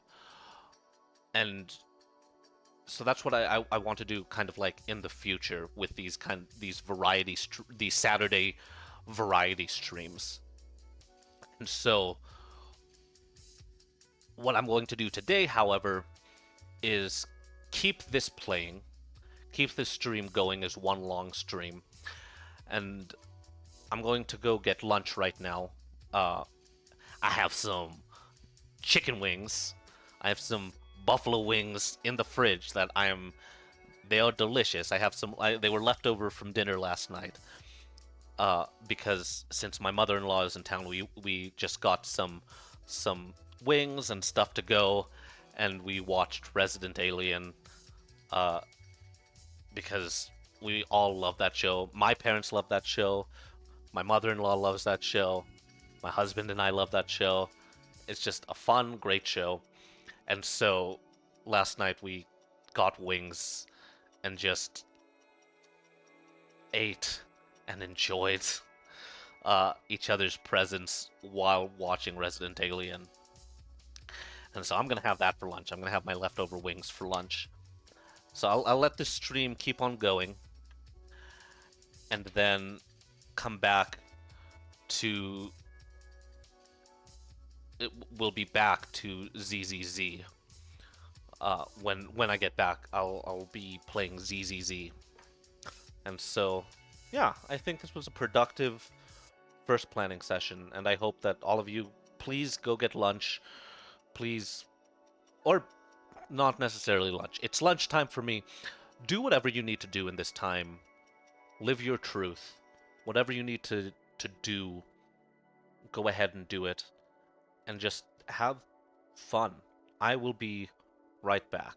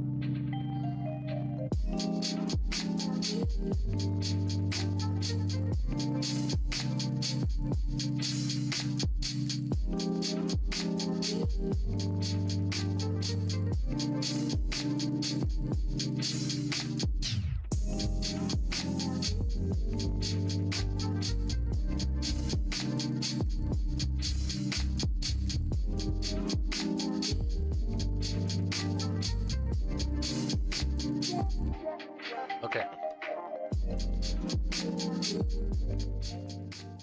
I am back.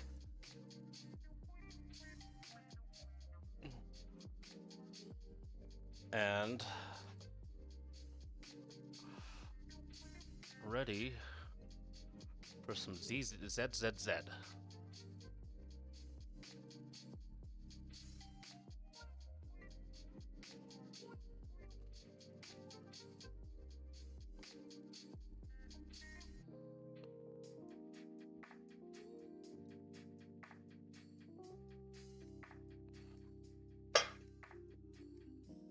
Okay, let me unmute Z. We will let this go down. Okay, ZZZ time.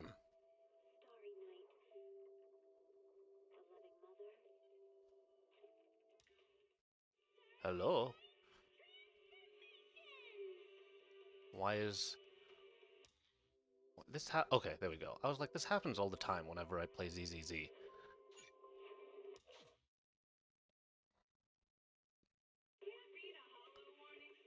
So I lied. I'm not going to be eating my leftover wings because I realized I have leftover pasta, and that sounded a lot more feasible to eat while playing than frickin' buffalo wings. Trying to wipe my hands all over my shirt while I'm trying to like fight people and bosses, all sorts of things.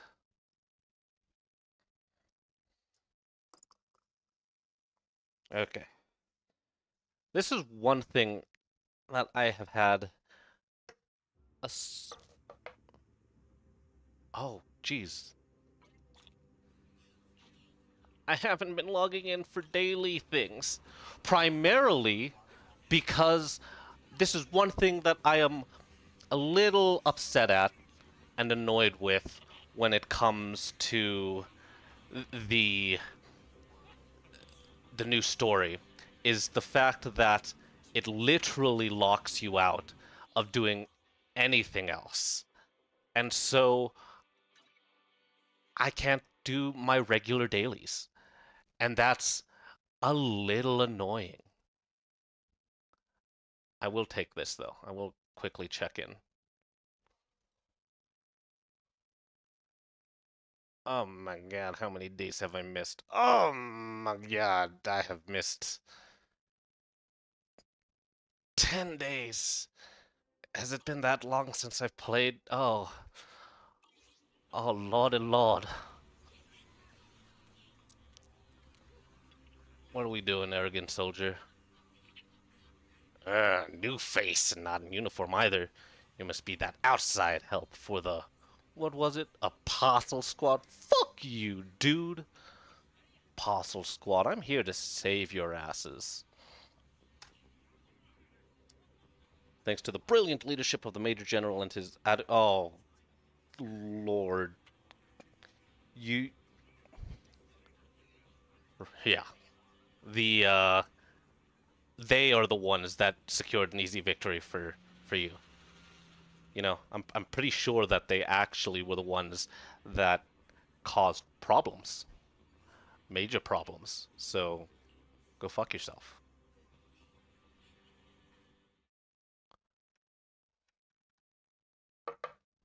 Oh, there's some things that are open that I need to just close. Okay. Yeah, I'm gonna stand my ground. Like, honestly, who do these people think they are? Fuck them. Hey, what's with that look? We're celebrating our victory here. Don't be such a buzzkill, okay? I've met plenty of people who are like that. Who just could not admit that they were wrong. Hi, evil, corporate overlord. I've been waiting here just to make sure you... Oh, really now? Such modesty. Still, if you're acting on behalf of the mayor in Defense Force matters, I'm sure your words hold real authority with the city administration. Oh my god. I'm probably gonna have an angry face this entire playthrough because these frickin' corporatists. We owe it to the Major General's forces that we were able to reclaim a significant cache of porcelain without incident. Well, whoop-de-fucking-do for you. Assets Ferox had handed over to the Exaltists, which are in fact Porcelumex's property. It's quite the haul. The Major General and I go way back. Yeah, I know, you can tell. It's sucking each other off. We may not be the most charming... He may not be the most charming guy, but he's someone you can count on. He's someone you can count on. I don't trust either of you. I know I'm just a shrewd, profit-minded trader, and I also know there's been some bad blood between you and the Major General. You think? Bro, really? Really? Bad blood between us. You couldn't tell. But that doesn't stop me from seeing the potential for us to work together in the future. Someone like you always brings value to the table, so naturally I'm pleased you made it back in one piece. Well, thank you. You can definitely be used as well. You're very useful. Anyway, about the Obscura. It's true that certain individuals within Porcelumex, including Mr. Ferox and his team, engaged in unlawful activities with the Exaltists. The shameful and pathetic Mr. Ferox is now in custody, and with the Major General's support, we've tracked down his subordinates who escaped into the Hollow. Porcelumex is clean of any further criminal association. Okay, bud. Whatever you say. Regarding the so-called Obscura devices, while they were created through Ferox's dealings with the Exaltists, I'm not clear on their scientific worth. Still, they're made of costly porcelain, so they belong to the company. Raise your hand if you hate capitalist scum. I can't raise my hand right now, but I am in IRL. We'll recover each of the Obscura once the Defense Force finishes assessing their risk. Their risk? Why, yes. Colonel Isolde stated in the report that the Obscura could pose an extreme risk, even going so far as to order an evacuation of Wi-Fi Peninsula for public safety. Oh my god. Yeah, go ahead. Leave. No one wants you here.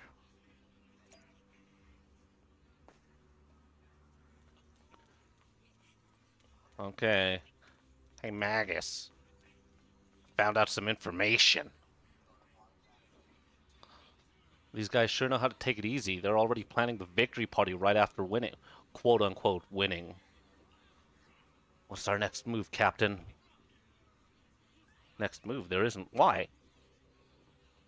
The Major General believes the key members of the Exaltists have been wiped out and their base cleared. As far as he's concerned, we've already won. I never thought quote-unquote victory would come so easily. You know, I have a feeling that it's not done. You face the Exaltists more times than anyone, Proxy. Your insight is valuable. Even so, the Obsidian Division can't keep pouring resources into chasing down a minor outlaw. What starts off as a minor outlaw group, or so you say, eventually turns into a huge problem, as we have seen in real life that is happening right now. As for the Obscura, Colonel Isolde is taking our intel and the risk posed by the sacrifices very seriously. She's already preparing to evacuate the citizens. Okay, so we're kind of like on the back end to protect as the evacuation is happening. And all the Obscura have been cleared. But why? We should be... It's thanks to Isolde's leadership that we were able to locate so many Obscura across the city before the operation began, too. Did the Colonel know about them? Since everyone's taking a break, why don't you relax a bit, little two Proxy? I'm heading back to the camp with the captain. Want to join us for a bit? I guess it's always nice to take a rest.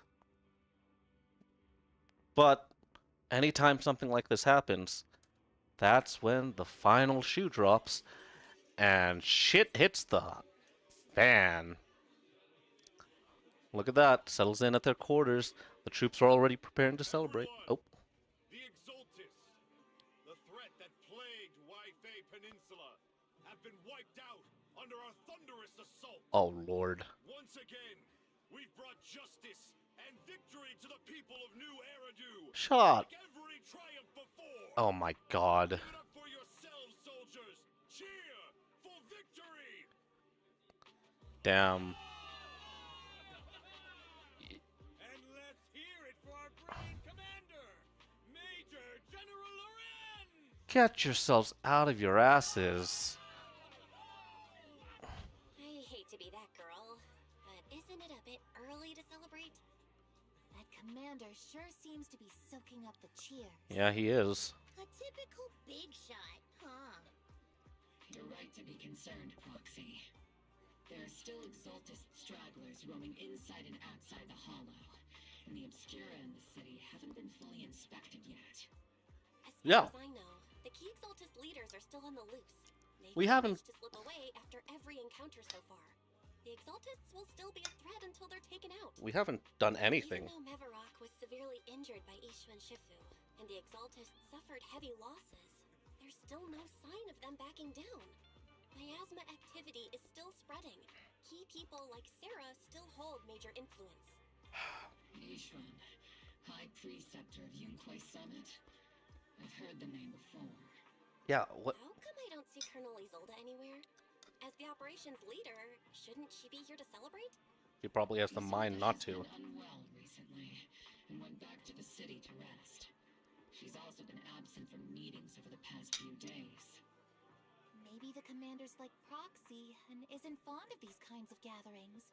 She might have just found an excuse to slip away. I mean, I would if I could. You might be right. That does sound like her. In any case, we've dealt a heavy blow to the Exaltists. And after fighting on the verge of life and death, the soldiers really needed a victory to boost their morale. I don't think this is it, though. That doesn't sound like something our strict Captain Magus would say. Think of it as me trying to lift everyone's spirits. As soldiers, it is our duty to obey orders. No, So even when we have doubts, we can't launch investigations on our own. you certainly can. Take action without orders, you'll be standing trial at a military tribunal. I might not mind, but I'm sure Seed Senior would stop us. Just, oh my God. I don't want anyone ending up in front of a military tribunal either. Right. Since it is a military order, the Major's restriction on you can't be lifted until the operation is officially concluded. Sorry about that, Proxy. God I damn it. understand. Obel Squad and all the other soldiers have already given so much to protect New Eridu. Everyone should enjoy this hard-earned victory. Thank you, Proxy. Quote unquote victory. Exactly. has faith in, I should still be moving forward.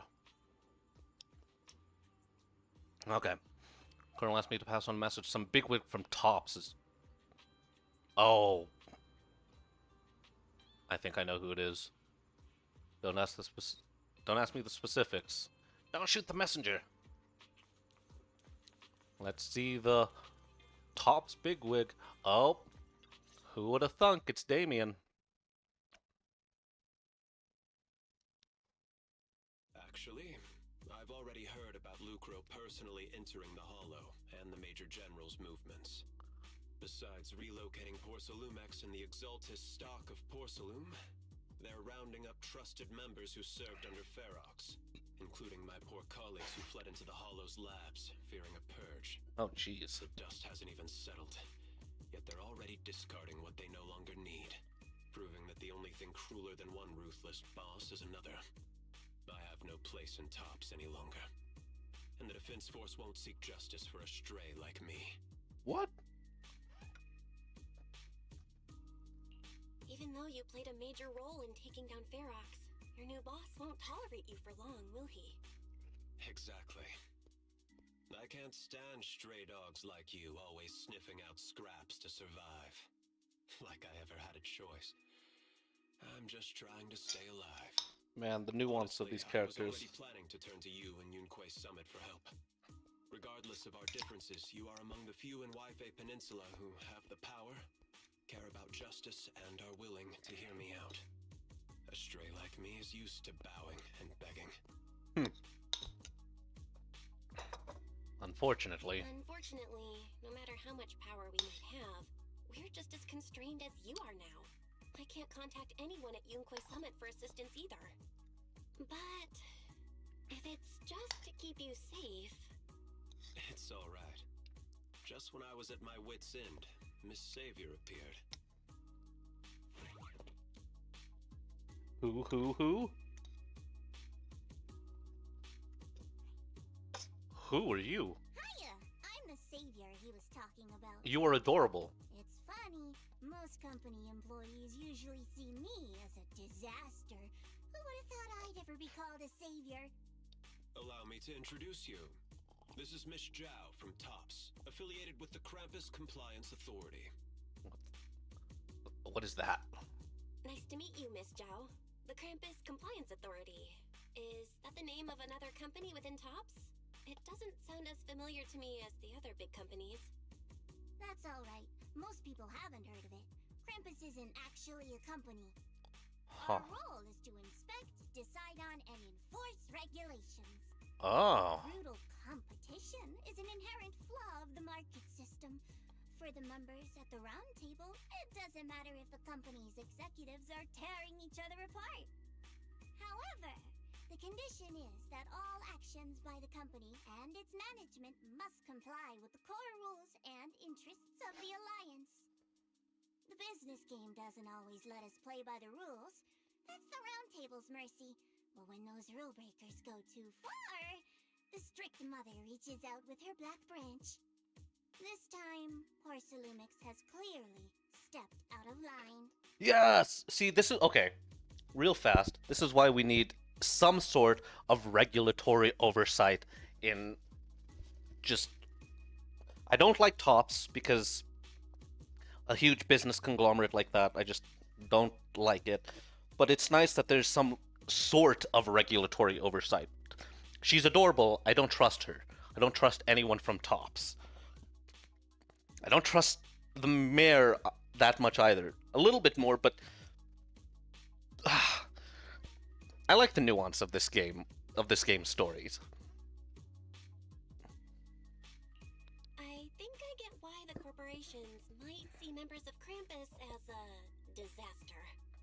Even so, having regulators like you is probably a key reason Tops has managed to maintain its strong position in the city. So, it's not hard for you to understand why I see Miss Zhao as my savior, right? Yes. We'll only know whether I'm your savior or your disaster once all the investigations are complete. Better than letting someone like Lucro treat you like a fish on a chopping board, right? Well, Although he isn't really a friend, I do sort of get Damien's style. He's determined to survive this brutal game, but he's also someone who never crosses the line. And that's the thing. You've got sharp and beautiful eyes. I hope you'll never become the enemy of Krampus. Well, we'll see. And that when those eyes look at me again, they won't be filled with hostility, Miss Bell. We'll see.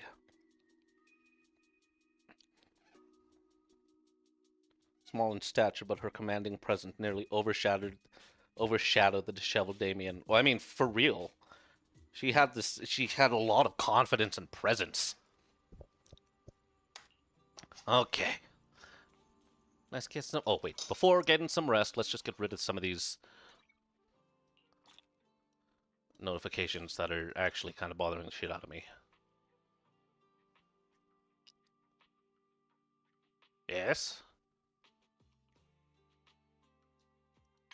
Oh, wait! The limited time channel? Oh, I need to do some polls. Okay, polls. Why is my... I'll pre-register later. I'll do that after stream, just to... So then I don't... Okay, fuck! All of this stuff! I don't know if I want Orphean Magus right now. I definitely want Evelyn. I feel like she is...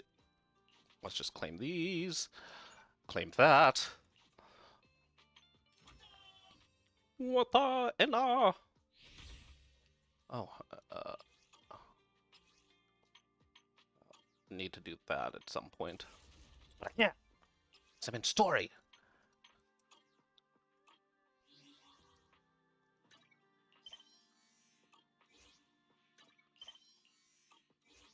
Okay. No, I meant to compendium.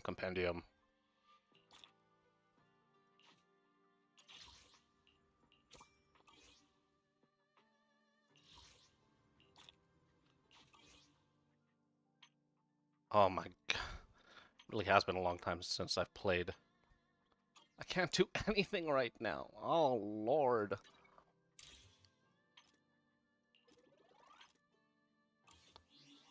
Okay. Okay. Let's pull an Evelyn. Heck yeah. Let's go.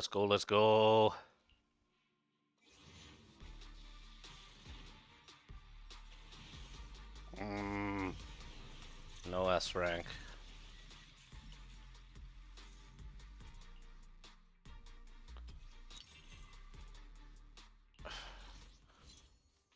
Fine. Let's go. None. Again.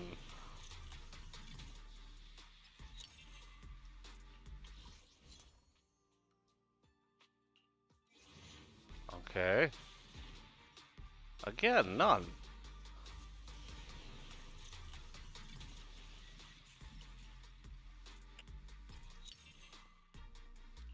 Do I have this one? I feel like I have that one. That's fine. Okay. Last pull for right now. No S rank. Yay. Ah.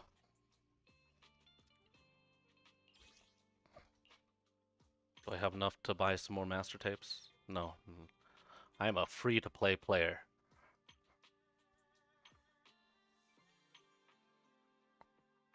Okay.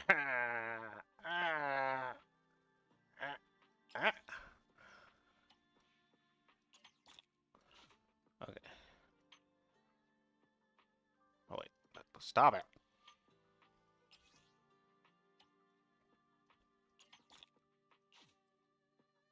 Oh, so close.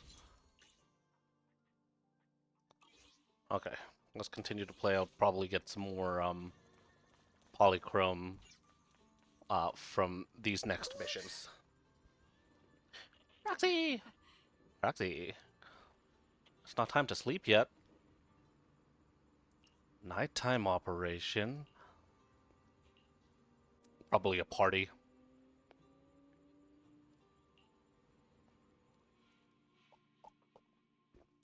Yep.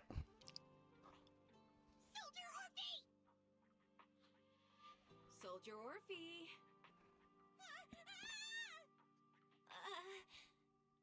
You two again? Now you have the proxy as an accomplice too?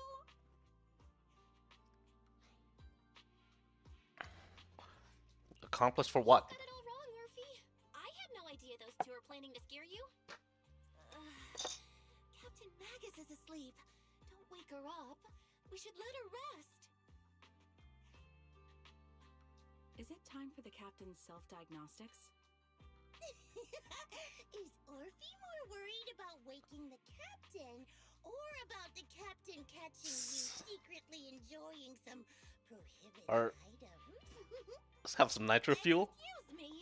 First of all, my concern for the captain is absolutely genuine. Nitro fuel?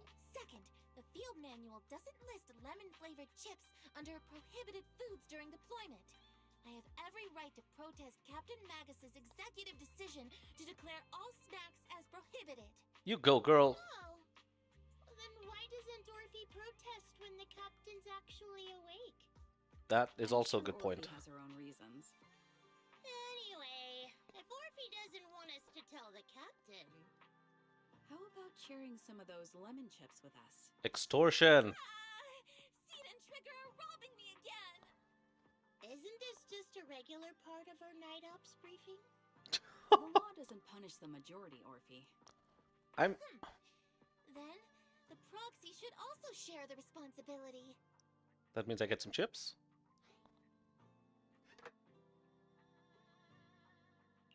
A special mission to get rid of lemon-flavored chips? Count me in! In the sea breeze of Wi-Fi Peninsula, you team up with Hobo Squad to finish off the lemon-flavored chips. That actually sounds delicious. As night deepens, Seed and Trigger, who ambushed Orphe, return to the squad camp. Ooh, just as you're about to leave, Orphe calls out to you. Proxy, there's something I need to talk to you about. It's about the captain. What about the captain? Let me guess. It's something that you can only say when Captain Magus is asleep? That's right. Proxy, I want to apologize on behalf of the captain for her bad attitude toward you during the mission. I mean... But there's a reason why the captain acted that way. I trust that you know the captain, Orphe. Otherwise, why would you trust her so much? Come to think of it, you and Magus make a pretty unique team. A soldier paired with an intelligent weapon construct. An intelligent construct? No, the captain is more than that. I've had inklings. Can I trust you, Proxy? Yes. Like I said, just like you trust Captain Magus. I'm just a gunner. A soldier, here to support Captain Magus. Whoa. Orphe, you're being too hard on yourself again. You're special. You're one of a kind. That's how they would comfort me, if Captain Magus and the others were here. So... No. I know that I'm not someone special. From the moment I was born, being a gunner has been my sole purpose and mission. Oh. In the disaster 11 years ago, New Eridu lost so much. It lost so many of its soldiers. You... The Defense Force's last remaining gemstone, Obsidian Division, also suffered heavy losses. Are you only like 11 years old? At the time, the military had launched various research projects. Enhanced soldiers, cybernetic soldiers even. Cloned soldiers. It sounds brutal, doesn't it? But if it weren't for these cruel projects, Obsidian Division might never have lasted this long. Oh. I was also born at that time, from a legendary soldier, and designed to aid that legendary soldier as an assistant. Oh. That legendary soldier's military code name was Magus. So you're...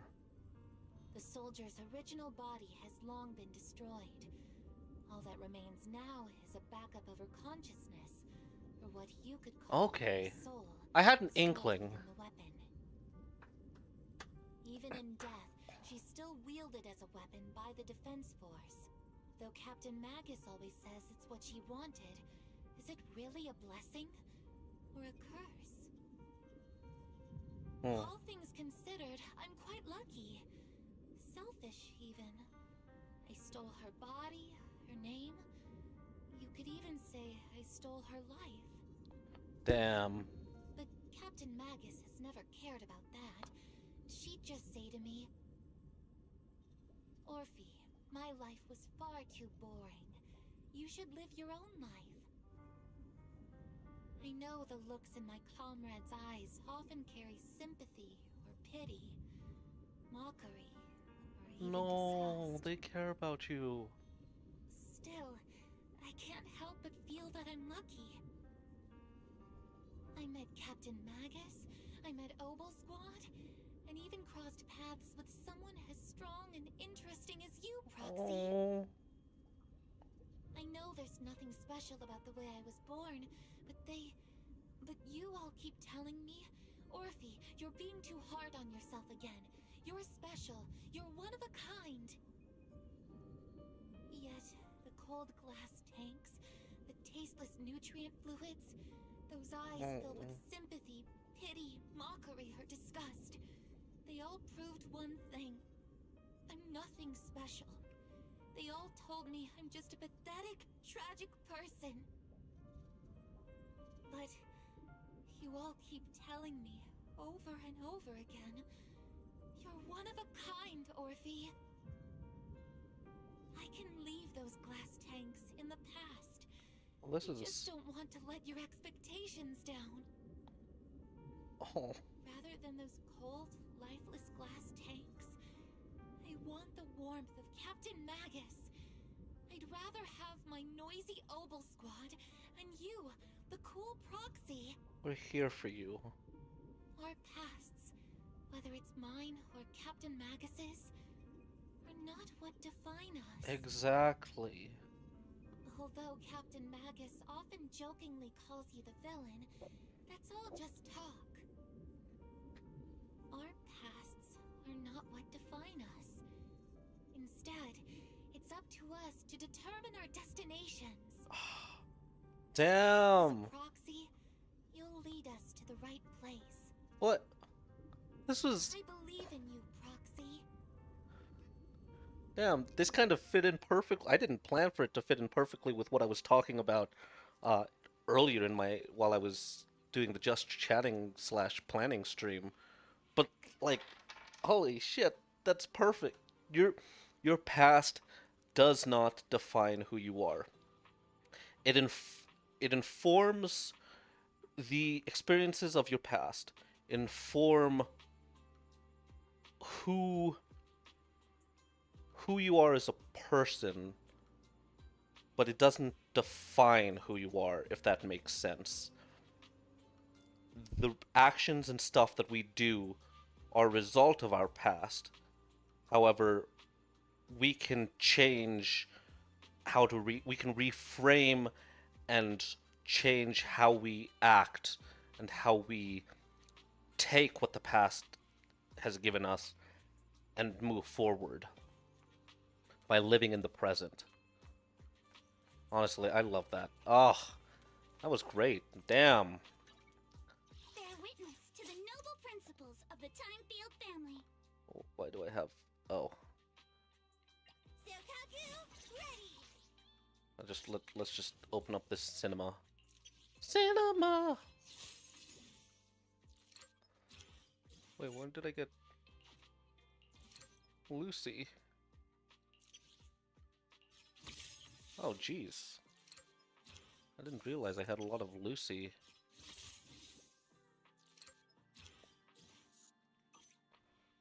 Any other mindscapes that I just To forgot that I had? do I owe the pleasure?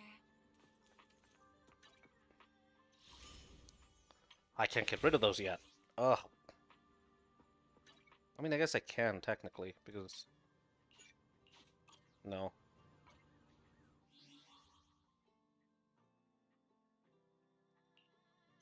I can get rid of this one, though.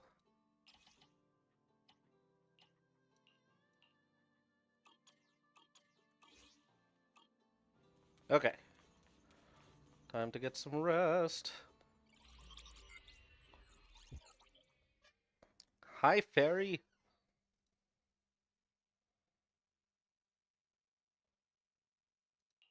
Barry, have you finished calculating the exact coordinates of the blind spot in Lemnian Hollow's most active area? Affirmative. HDD data sync complete. Transmitting coordinate data to EOS's Carrot module now. Oh, Belle, finally. The exact coordinates are now locked in. The next step is to move out with Obel Squad and take them out in one strike. About that. Negative.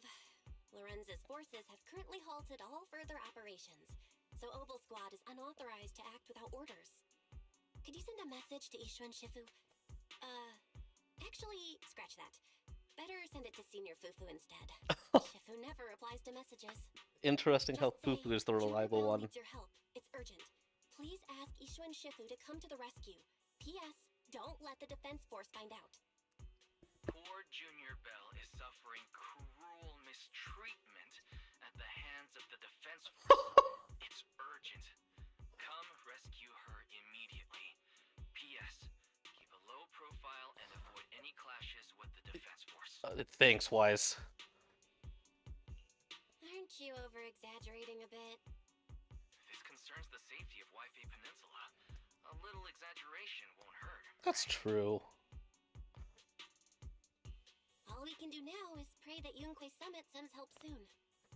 Who knows what kind of mess the Exaltists might be stirring up in the Hollow, while Lorenz is basking in the limelight. Probably a lot. I'm logging off now.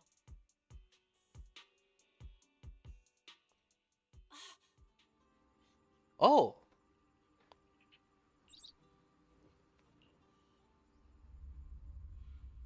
Oh. When you come to your senses, you're already being carried high up in the air by bird talon. Oh! One moment, then heavy like a stone sinking in the lake in the next. Shifu's already on it. You've already arrived at Lemnian Hall. Wow! I think I just had a dream. Am I dreaming? Or is this really Swabian Temple? Wow, okay, made My it fast. disciple. Fufu told me poor Junior Bell is suffering cruel mistreatment at the hands of the defense force. It's urgent. And that I need to stay low and avoid any clashes with them. I mean... Word for word! The message came straight from Junior Bell's brother! By the way, I'm here too. Thanks, Wise. Someone's messing with our junior out there. That's the last straw. Shifu? Well... It's time we step in and get an explanation, don't you think? What do you mean by step in? Junior Bell just looks a little dazed, that's all. I don't see any signs of cruel mistreatment. Little... Ishu and Shifu use a technique to bring me to Swabian Temple? Seems you're finally catching on now. Your safety, of course, is our highest priority. But given how you contacted us in such a rush, I assume you've run into some trouble with the military? Some. Come on, Junior Bell! What happened out there that made you call Shifu for help? Don't worry, you can tell us. We're all here for you. That's right. All your seniors are here. Oh, this is really nice. Okay. Cunning as always. Certainly sounds like the Exaltists.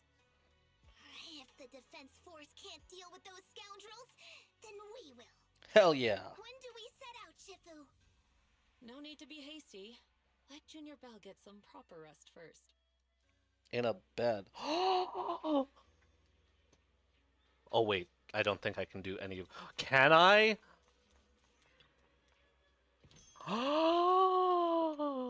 I can.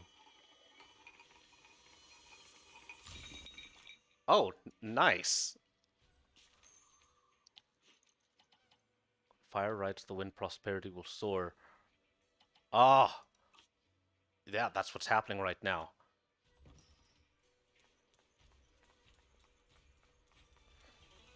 Oh my god, I can do things.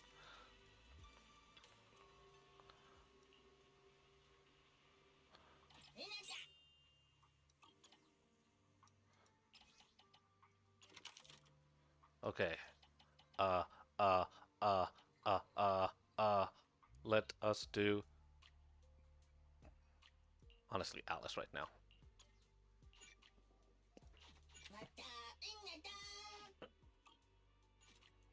Okay. Okay, what else can I get done while I'm out?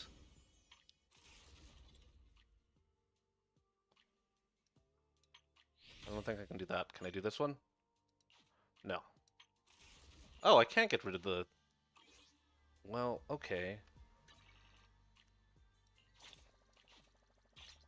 I bet this one's gonna tell me I can't because I'm in... Yeah, that tracks. That's fine.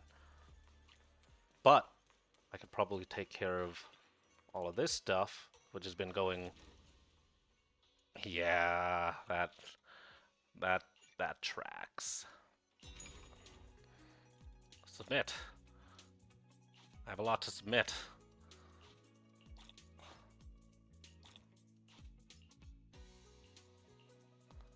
Oh my god.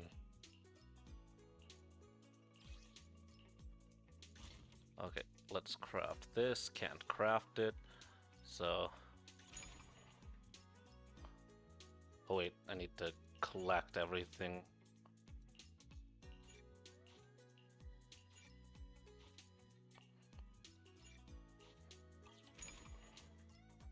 Okay, now let's gather the materials for this. Yeah, sure, 20 hours.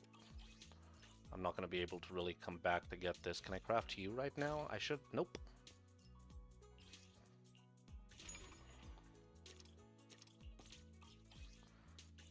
What else? What else? What else?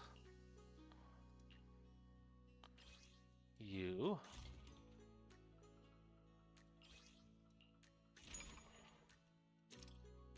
We'll make this 20 hours as well.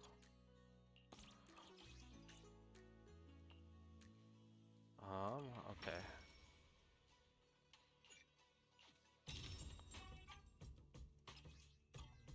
Already grabbed all of this? Yes. So now it's just these, which I believe, honestly, I want to get that and as many Denny's as possible. And get rid of these just because I don't like seeing all of that. Oh, lordy, lordy, lord. Okay, what do I have in stock that is hot? Wanderer's gadgets.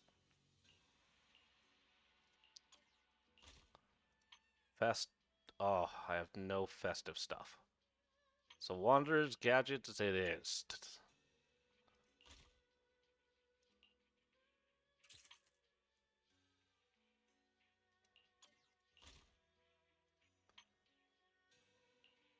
There we go.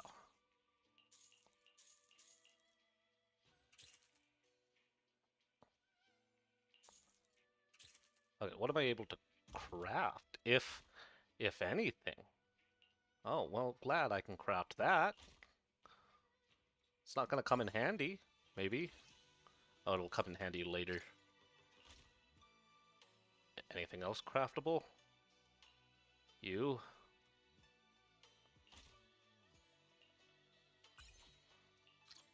What else? I use this to get Denny's, honestly. Because I do find...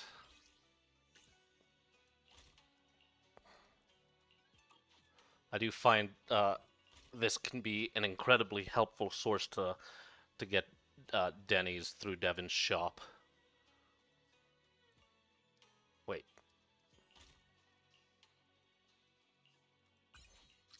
Okay.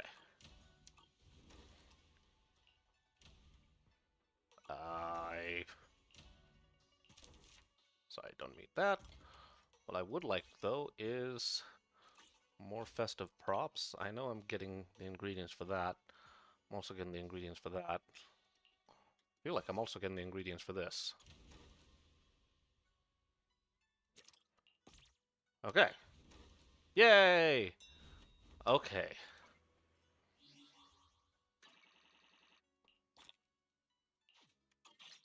That is all good. Wait, what? Oh, yeah.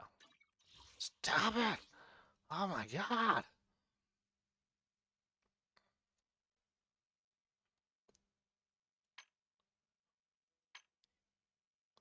Non-game issues. And also, let's check the events calendar to see how far through this I am. Missed 10 days of ZZZ.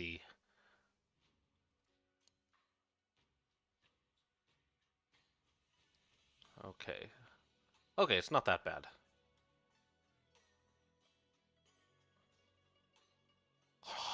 There's gonna be a rhythm game? Well, that's gonna be frickin' exciting.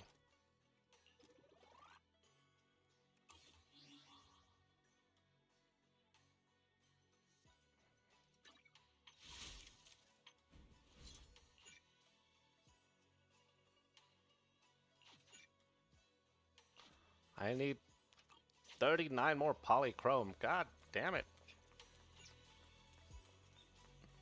Let's talk to Wise first. Senior sister's the... Oh, you are a senior. Oh, sister. Sorry, sister. How dare they lock up? Thanks, sis.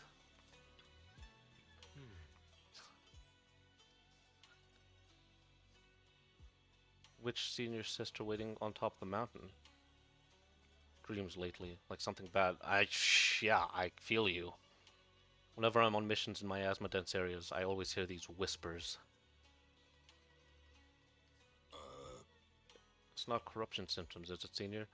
Have the recent mission's been too much? Wait. We still got Shifu. Which one's your senior? Also. Oh no, that's nothing important. Have I met your sister?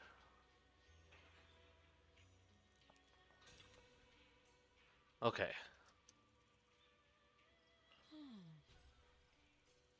No, you cannot take it lightly. Yeah, when the military is dumb. Exactly. What kind of reinforcements you talking about? Hand over the proxy. Oh. I was wondering who would break into Swabian Temple in the middle of the night. Turns out it's soldiers from the Defense Force. Please be aware that although Phylum Heights is under military control, soldiers have no right to enter private residences without permission. And my temple isn't exactly a place where anyone can just come and go. Oh, you tell them, Shifu. What's all this rambling? I think what this lady means, Captain, is that you barged into someone's home in the middle of the night and caused a big ruckus. And now she's ready to give you a beating. Give me a beating? Yeah? See, Senior said that if this lady is going to beat you up, he probably won't be able to stop her. Oh. Even with all the Obsidian troops of White Peninsula as support, you probably still couldn't stop me. High Preceptor Ishwan, this unannounced visit is not meant as a provocation. The person behind you, Bathan, is currently under our protection. Aww. Under your protection? You mean the mayor's envoy whose freedom is now being restricted? The temporary restriction on the proxy's movement is both to protect military secrets and to ensure the proxy's safety. No matter how you look at it, my disciple is safest under my protection. Yeah. Listen, you two. There's something more urgent to deal with than my safety. Proxy, are you okay? I am. Oh, so the proxy wasn't kidnapped by Yunquei Summit. Apologies. This is my mistake. I thought it was the city authorities who took the proxy away, trying to extract military information. I've never cared about military secrets, only about the safety of my disciples and the well-being of New Eridu. Well then, Proxy, if you went so far as to defy military orders to contact Yunquei Summit, I trust you must have had a good reason. Yes, in fact. You mean you're absolutely certain that the Exaltus still have a real stronghold hidden somewhere in the hollow? Abso-frickin-lutely. Or... I can't say I'm completely certain. Not until I enter the hollow myself and reach those coordinates. But as guardians of New Eridu, shouldn't Yunquei Summit and the Defense Force investigate, even if there's only the slightest chance? Exactly! Belle, I just received an alert from Fairy. According to real-time hollow monitoring data, ether activity is rising across the entire Lemnian Hollow. Warning. Ether activity across Lemnian Hollow is approaching record-high levels. Well, that's... At the current rate of hollow expansion, there is a 17.2% chance that Lemnian Hollow will breach the Zenless limit within 1,026 hours. Oh. What's that voice assistant rambling about this time? Basically, she's saying that if left unchecked, the hollow might just go boom. Thanks, Seed.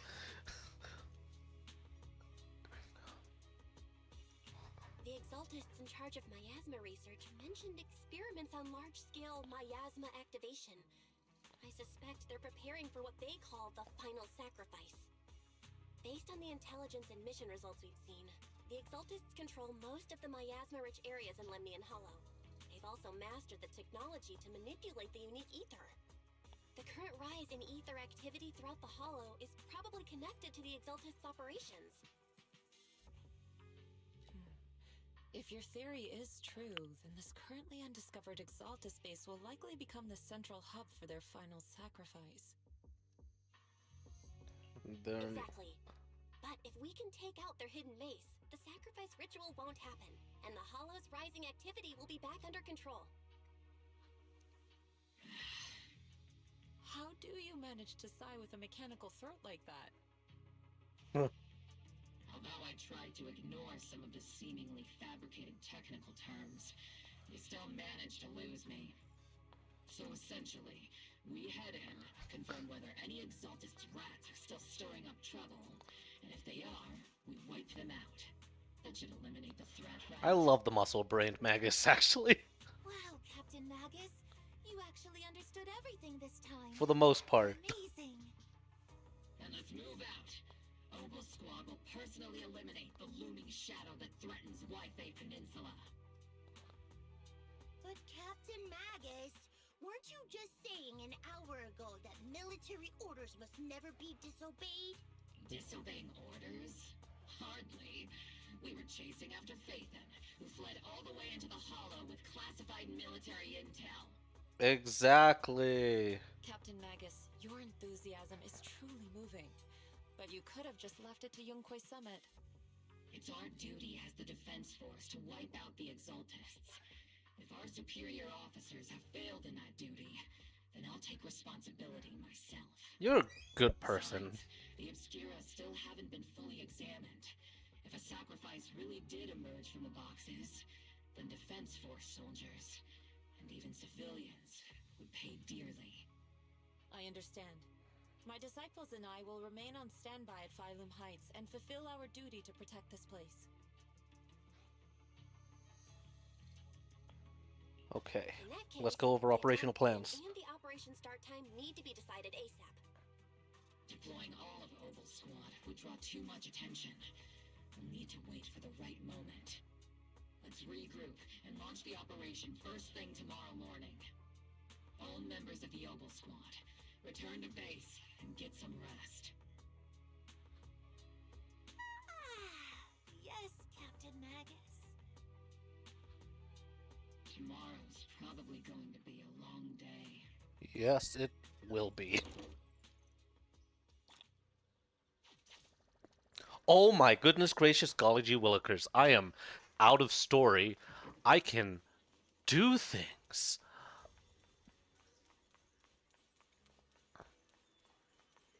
And I'm going to... Wait.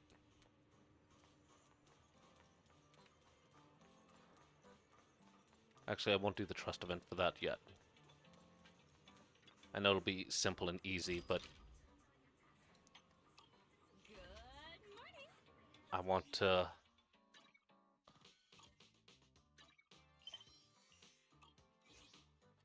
Okay. Let us quickly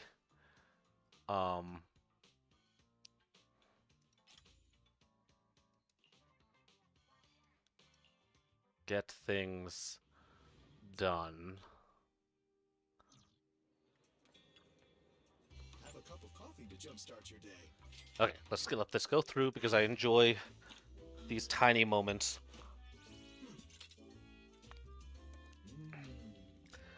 Oh.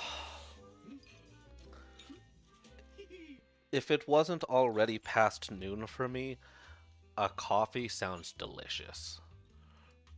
But unfortunately, I've been trying to cut down on excessive caffeine over the course of after the noon, because what happens is that I'm not able to fall asleep because I am old now. Okay. Yes, let's finish Spotlight Showdown. Because finished all of that. This only after Alliance is done. Oh no! I pressed things. I was too excited. Okay. Triggering chain attack. Let's be real. I'm gonna be using my top, like, my main team that I've built. I just really like how the synergy between Miyabi and Alice. And Astra's just a great support.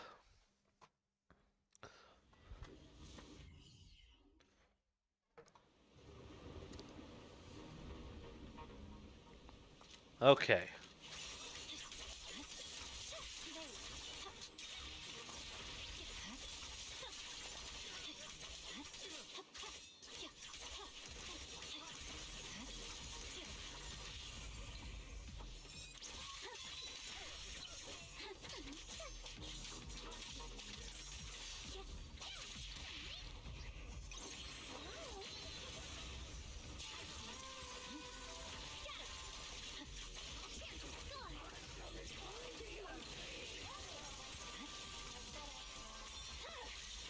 My blade is already sheathed. I'm unstoppable. Adjust your breathing. Bring your stress to score. There's no time to lose.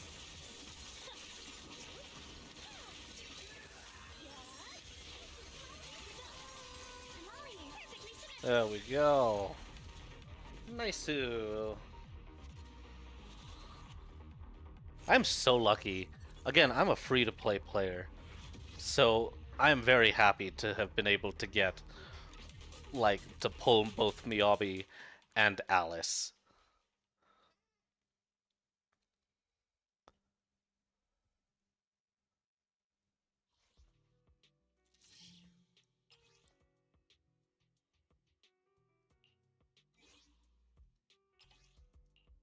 I'll definitely be able to do Disorder with... This is a great Disorder team.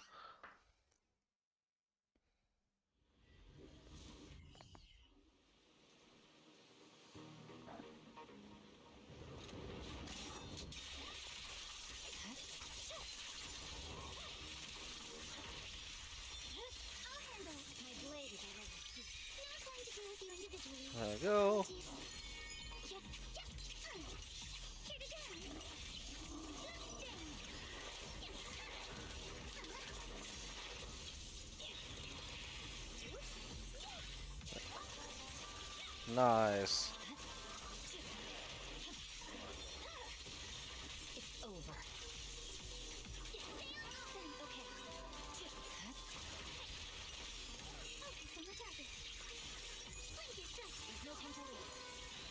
There we go.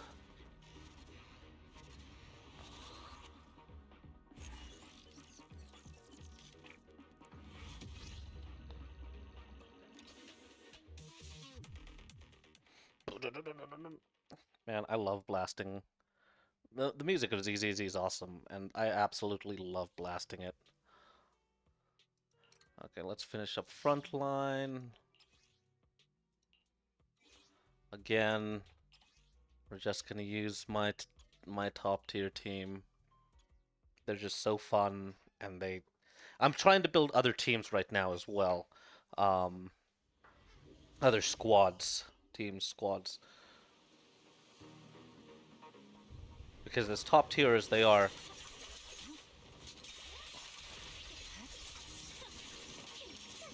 they don't always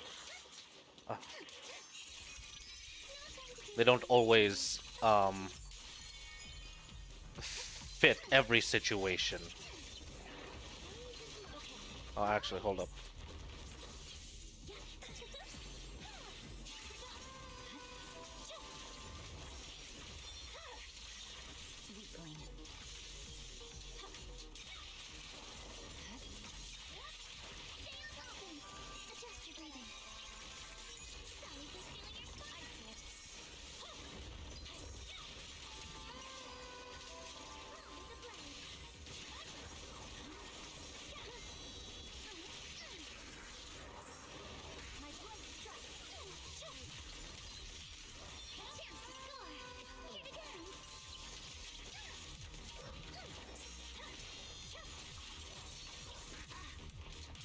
Excuse me.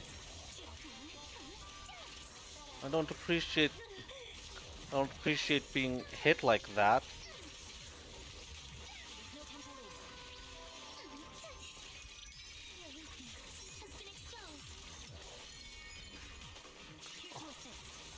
Hair fucking dawn.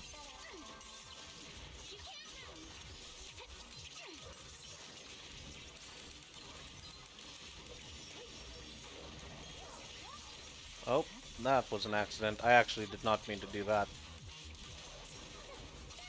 I dodge too much sometimes. I mean, chain attack too much, honestly. I need to...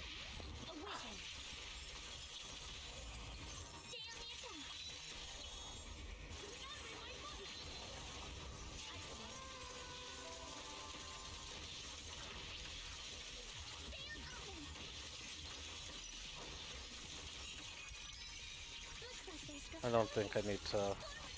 Yeah.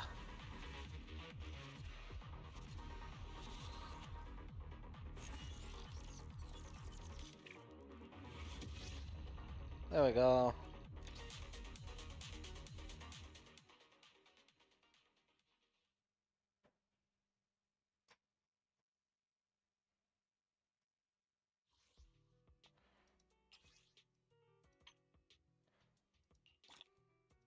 Wait, what? Wait, did I not get... Oh! Oh god, I was like, wait. Wait, what is the... Sword at least 3 times. Oh yeah, this is gonna be easy.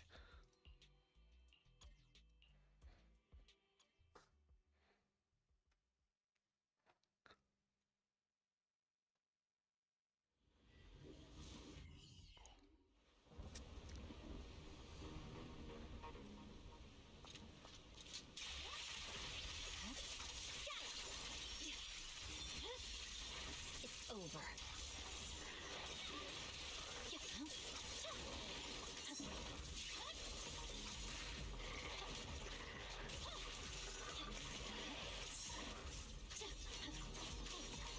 Okay, you're getting annoying.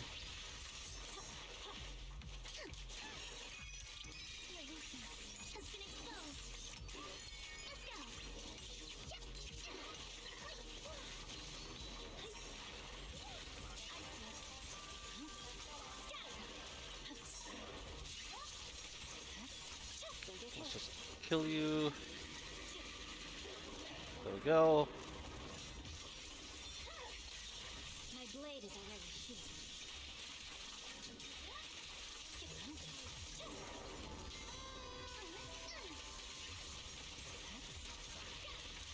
Adjust your breathing. Swing your steps to score.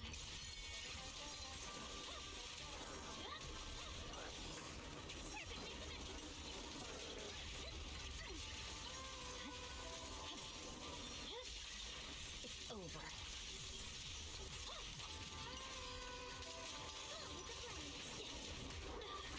Oh, how dare you!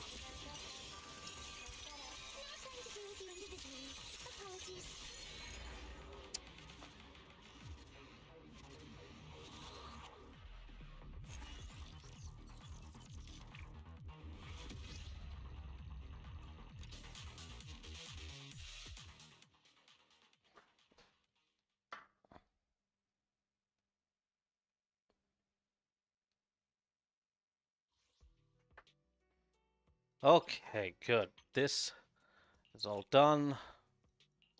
I don't have to worry about this anymore. I can collect all of this, claim all of that. I will do that after I spend my...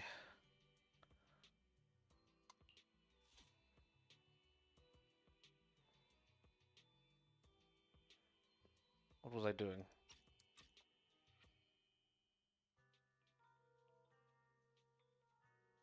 Yeah, I feel like that's just the most important thing right now.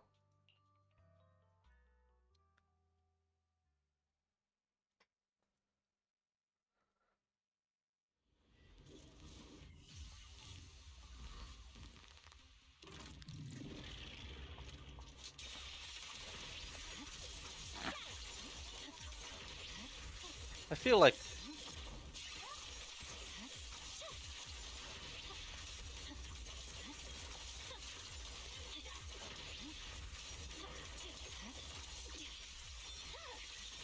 My blade is already sheathed. Okay. I feel like I should just do at least... Yeah, we'll just do 2 of these and then continue finishing off everything that I need. And then I can get back to the story. That'll be... I want... Now that I'm free from the immersive storytelling, there's so much that I just wanted to get caught up on and everything. It's over. Clear your mind. Sorry for stealing your spotlight. Oh...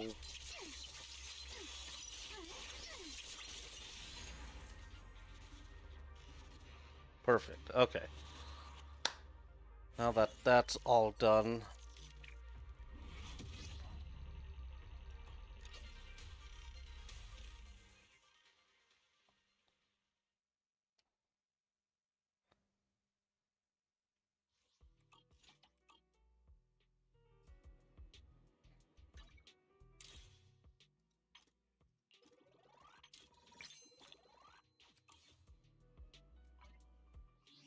Nice. Daily's out of the way. That one I have 11 days. This one I should just finish now.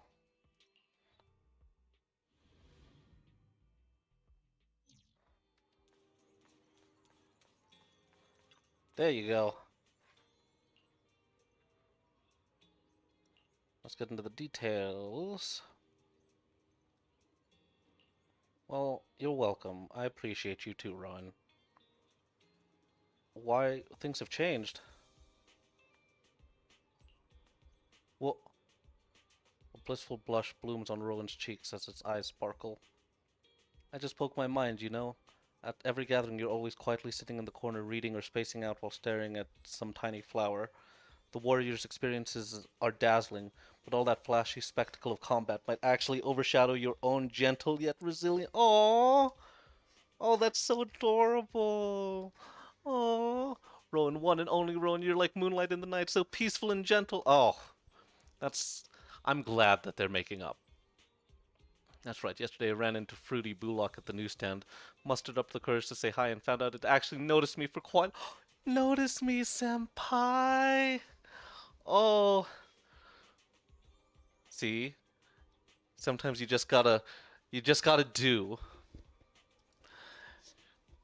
You just gotta speak up sometimes. We talked about poetry, starry skies, and found so many places. Artsy soul can be this happy. Yes, being creative and artsy is always fun. Oh, that's good. You don't need, yeah, be yourself. That's all you need to worry about, is to be authentically you. Oh. Yeah, let's give them some space. Oh, that's adorable. Those cuties. Okay. Finished timed events and dailies. I could now continue on with the story.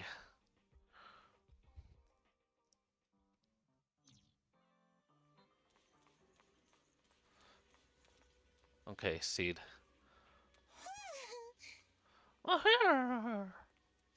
Good morning. Grand escape strategy meeting. We're going to start evacuating civilians? Oh, if you want the dull version. Okay, let's do the strategy meeting.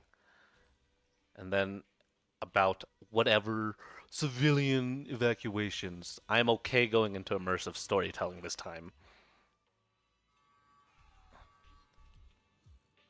Okay. All members of Mobile Squad are present. Let us do this. Experimental ether units called Obscura were placed in large numbers within the Hollow and around Wi-Fi Peninsula by Porcelumex and the Exaltists. Obel Squad was the first to discover that they could hold and even generate a sacrifice. Later operations by other squads also confirmed this. That's about all we've got on the Obscura for now, and there are still many unchecked ones hidden in Wi-Fi. According to our investigations, none carrying sacrifices have been found outside the Hollow. Makes sense. We can't gamble with people's lives with some big unknown. Right, Colonel Isolde? You're right, Orphe. Which is why we're launching the Hollow evacuation plan, starting with relocating the residents of Phylum Heights.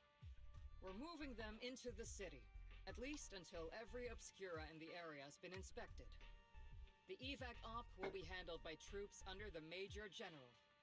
As for Obel Squad, you'll be on standby as a mobile unit, ready to jump in the moment anything goes sideways. Wait.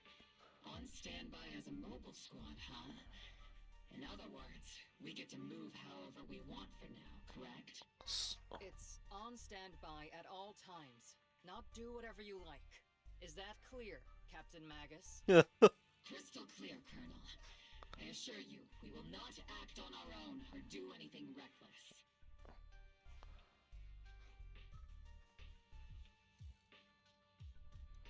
I've got the captain covered. Obel Squad won't be running wild on my watch. Exactly. Why do I get the feeling something's going on between you all? Anyway, just behave. Things are bound to get messy during the evacuation, so make sure the proxy stays safe, Magus. Of course. The proxy's a VIP under our protection, aren't you, Proxy? Exactamundo. Speaking of VIPs, Commander Lorenz, Mr. Lucro, and the rest of the Porcelumex higher-ups will be evacuating alongside the residents. The big shots can't wait to run for their lives, huh? That's how it usually goes. The threat of hidden sacrifices is no joke. We can't blame the executives for saving their own hides. All right then, I'll go get the executive sorted for VIP evac. Obel squad is dismissed for now. Yes, ma'am. Something on your mind, Captain Magus? I was just wondering, Colonel, if I ever disobeyed your orders, would you be able to forgive me? I think You so. know there's a time and place for sarcasm in front of your squad, right, Captain Magus? She's not But being... if that day ever comes, I trust that you'd have your reasons. I know the captain always has her reasons, Colonel Isolde. Oh. Don't tell me you're actually itching to go rogue with your captain, Orphe.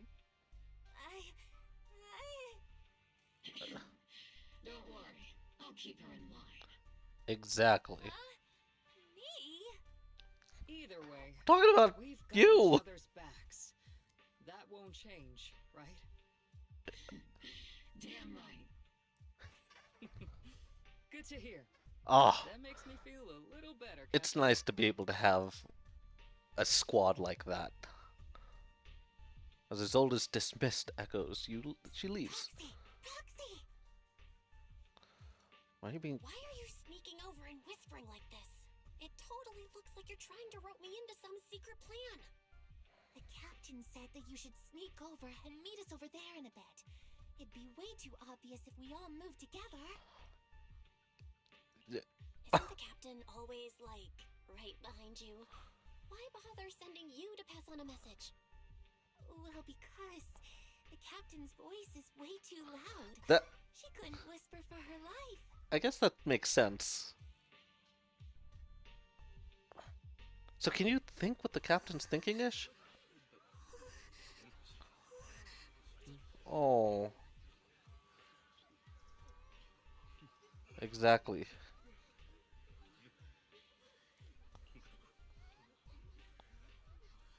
Yes, just evacuate, get everything good for right now, and then you can all come back.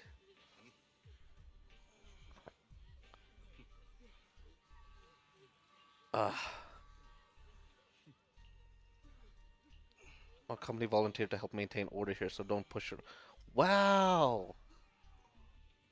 Please follow the evacuation order and rejoin the evacuation group at once. But for real.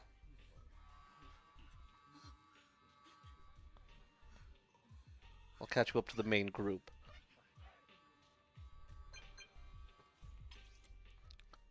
Due to potential to cooperate, actively cooperate.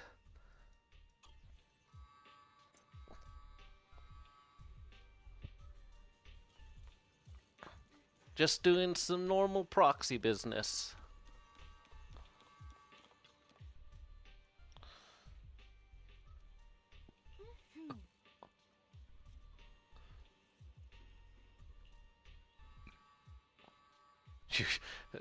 We're covertly going in to investigate. For the safety. Yes. There's bound to be confusion during evacuation. That's our perfect window to move in. Commander Isolde's arrangements just happen to work in our favor. Do you think she already knows about... most likely she's got nothing to do with this. If we're caught, I'll take the heat for defying orders. Time is of the essence. Let's get ready to move out!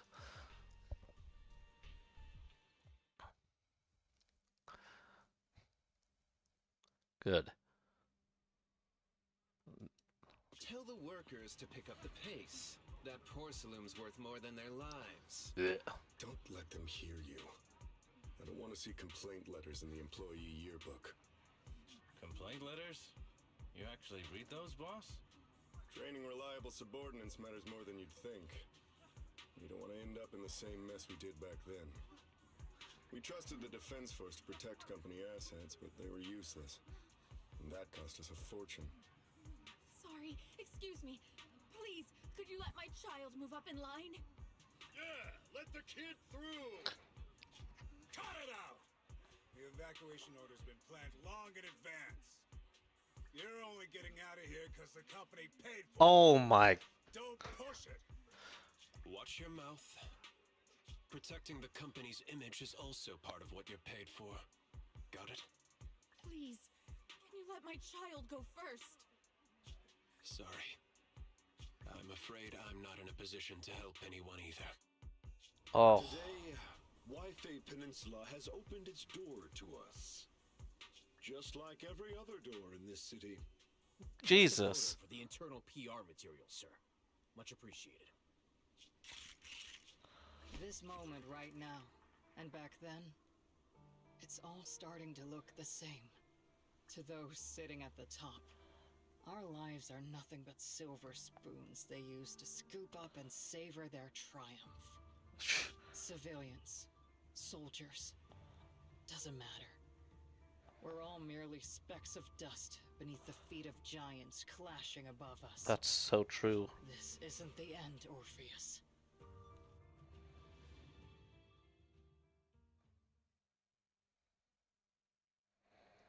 There's so many things going on that just mirror what is happening in real life. This is the Exaltist base we cleared out earlier. The proxy was there too. Weren't we looking for a hidden base? Why are we back here again? Yeah. According to Fairy's calculations, the fissure that leads directly to the blind spot just so happens to be located in this area. I guess you could say we let the Exaltists slip right under our noses. If it weren't for Lorenz and Lucro's interference, we might have uncovered signs of a base much earlier. Exactly. The fissure is close by, but Fairy's calculations could only narrow it down this far.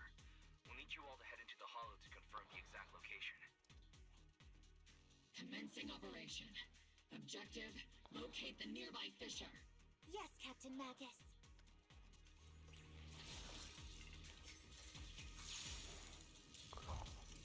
Let's do this.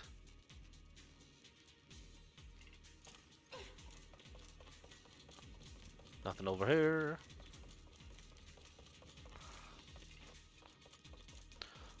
I love the way the Signal source has oh been confirmed. oh well, looky here. We just need to find the second signal source, and we can pinpoint the exact coordinates. Over here!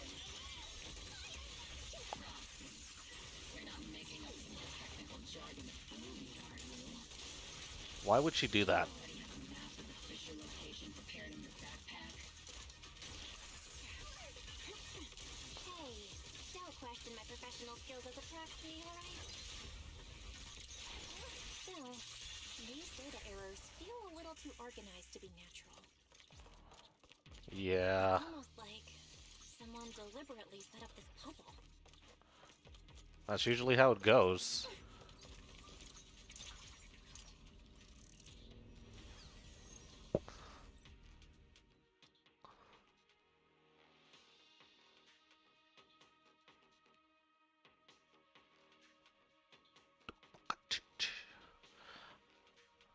Analyzing devices operating program. I actually really These devices seems to be to guide and concentrate the miasma. How did you figure that out, Proxy? you can tell. It's all thanks to their engineers. They left super clear comments in the code. The final sacrifice. Large-scale miasma activation experiment. The Exaltists need to gather a massive amount of miasma. These devices must be important for that. The Exaltist Yay. outbursts of miasma Cults. might be the result of these devices as well. Wait, does this keep on going up? Communication structure analysis complete. Hot device location locked. Uploading to HDD now. Got it. These are the coordinates of the blind spot.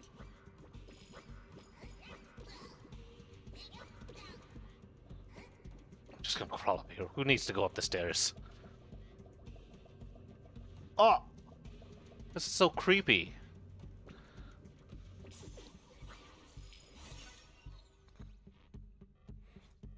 I like these new Bang Boo thing, like, levels that they've been adding a bit more in.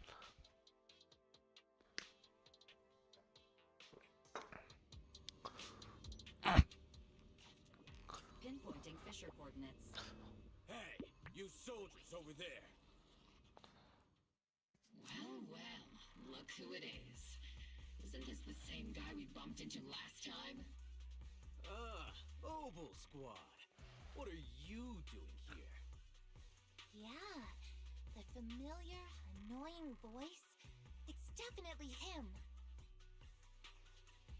I want to ask you the same question. What are you doing here? We're here under Major General Lorenz's orders, of course. So he is the... All right. We all know you're his right-hand man. But haven't you given me that line already?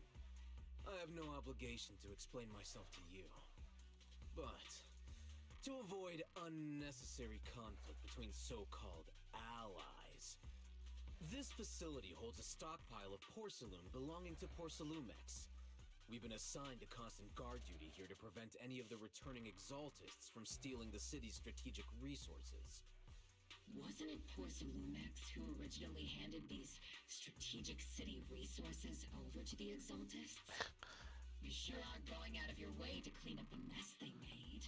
Yep. I'm not in the mood to bicker with you. Now, it's your turn to answer, Captain Magus. Oh. Why are you here? I don't recall receiving any orders about reinforcements or rotation.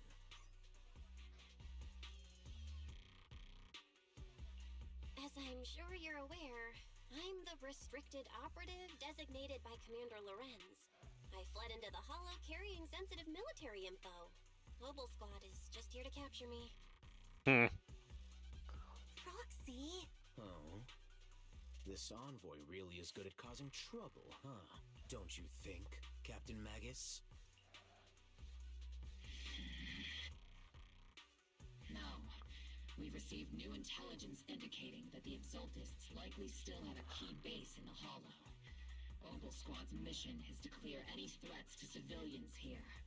You're a soldier too, so you should understand a soldier's duty.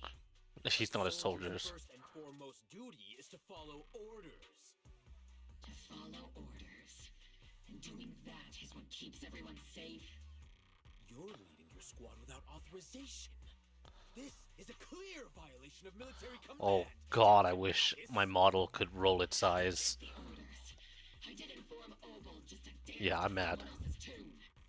If disobeying orders is what it takes to protect this city, then so be it. I'll face a court-martial. Hell yeah. I've got a recording device, you know. Every word you say will be used as evidence in court. And I've got heavy firepower.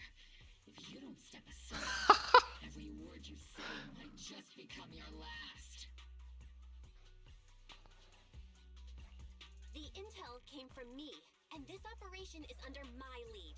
If the Defense Forces commanders have a problem with that, they can take it up with me directly. Hell yeah. Threatening your comrades only adds to your offenses, Captain Magus. I'm not obligated to stop you from engaging in conflict. Go if you must. I hope to see you all alive in the military courts. After we save the city. God, dude needs... Finally, that annoying guy's gone. Onward to saving the world! Yep. Now Obel Squad really is in big trouble. Captain Magus, was it really necessary to go that far? Honestly, yes. Don't worry, little proxy. When the time comes, I'll say the envoy was coerced by our troops and forced to lead the way into the Hollow. That's not what I'm worried about. It's you and everyone from Obel. I will take full responsibility for disobeying orders. Anytime something like this happens, it always reminds me of... No. Wait. Captain Magus, if you get arrested, I'll have to face the battlefield all alone. What would you get? Hey, couldn't you say something that shows you care about me, Orphe?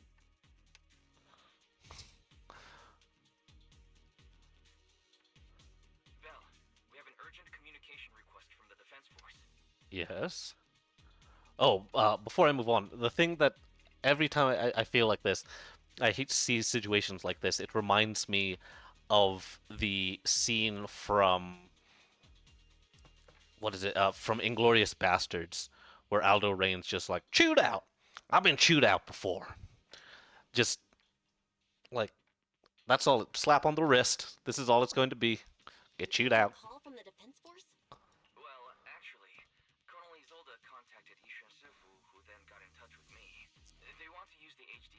communication channel to deliver a message to you. Which is? I only called it an urgent communication because I wanted to sound more professional in front of the Defense Force. Oh, Wise. You're adorable. Good afternoon, team. I had heard about Phaethon's abilities before, but experiencing a device that can communicate inside the Hollow firsthand still feels incredible. Colonel, Isolde, let me explain. Acting without orders, disobeying military command, and hoping to come to me for leniency? Captain Magus, you've been in the military long enough to know. Your behavior is getting more and more unruly. Good! Captain Magus's cooling system is about to overheat! You mean you heard all that? Proxy, your HDD's privacy protection is severely lacking. Anyway, I'm fully aware of the situation. You did the right thing, Captain Magus. All those years ago, we followed our orders, and our comrades died. And now, we can no longer stand by and watch Wi-Fi Peninsula fall into danger for the sake of following orders. Yeah. All those years ago? Isolde, why bring up the past all of a sudden? I think it's time I told you a few things now, Magus.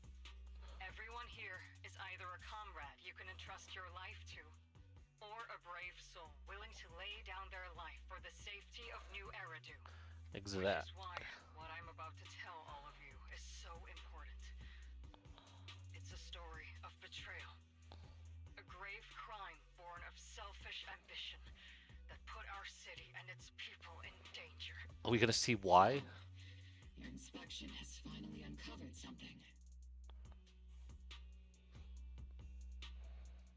Yeah. Captain Magus and the Colonel's comrades all died during the fall of the old capital due to a lapse in commands from higher up. Is that what you want to tell us about?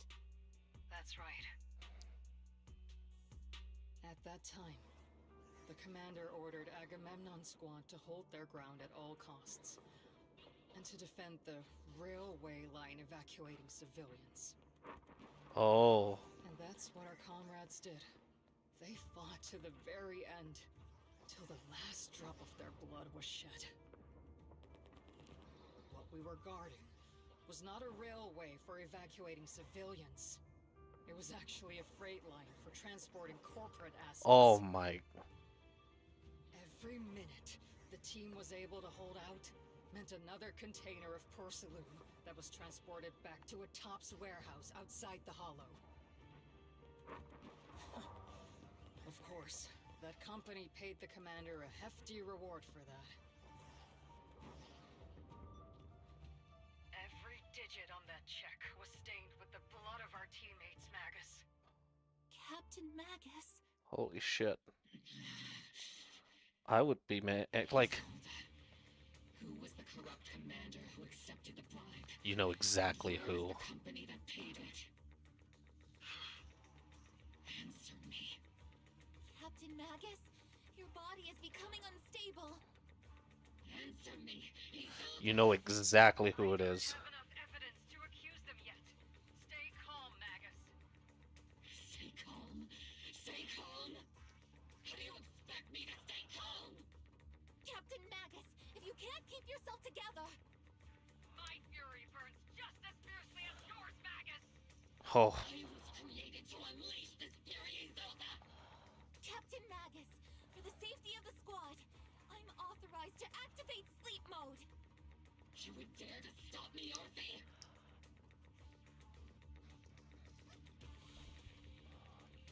I don't have the right to ignore your anger, but the people here are important too. And what we need to accomplish now matters just as much. Exactly. We like. Easy for you to say. What do you know of my anger, Phaethon? We all lost so much. During the disaster, everyone here, Colonel Isolde, Shifu, Senior Fufu, and all the civilians in Wi-Fi Peninsula who were displaced by the fall of the old capital. So many people, just like you, lost everything. Natural disasters, man-made disasters. Haven't we lost enough enough already in New Eridu?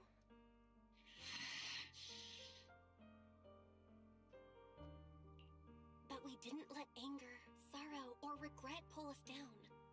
Thanks to our courage, we've achieved everything we have now. Your Obel Squad, Orphe, Trigger, Seed, and Soldier 11. Your story with them. Sure, the past does matter, but they do too. Dang. Captain Magus. How am I a part of this? Don't drag me in. Thank you, Proxy. Isolde, I won't let this go. As you said, I'll wait for the right time to act. Yes, let's leave it for later. What's most important now is for you all to carry on with your current mission. I'm telling you this now because you were right about one thing. Merely following orders doesn't make you a good soldier. You have to do what's right. Forward, everyone. I'll take the heat from command. Okay. Time's ticking, and the Hollow is changing rapidly. If we wait any longer, the fissure might disappear entirely. Understood, Proxy. Obel Squad, we're moving out! Let's go. Yes, Captain.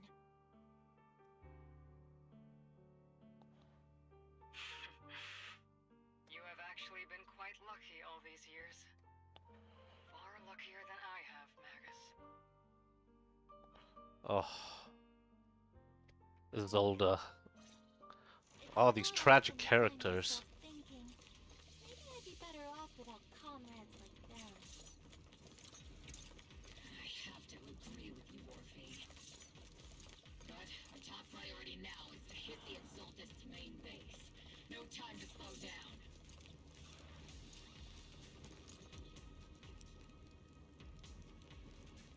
Okay. Let's put a stop to their plans.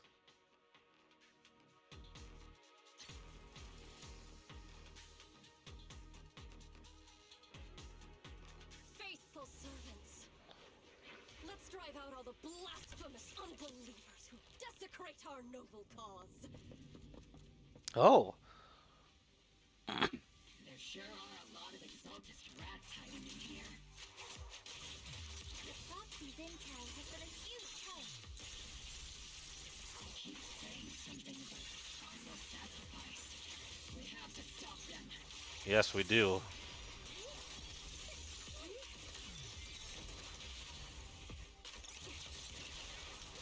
Recalibrating.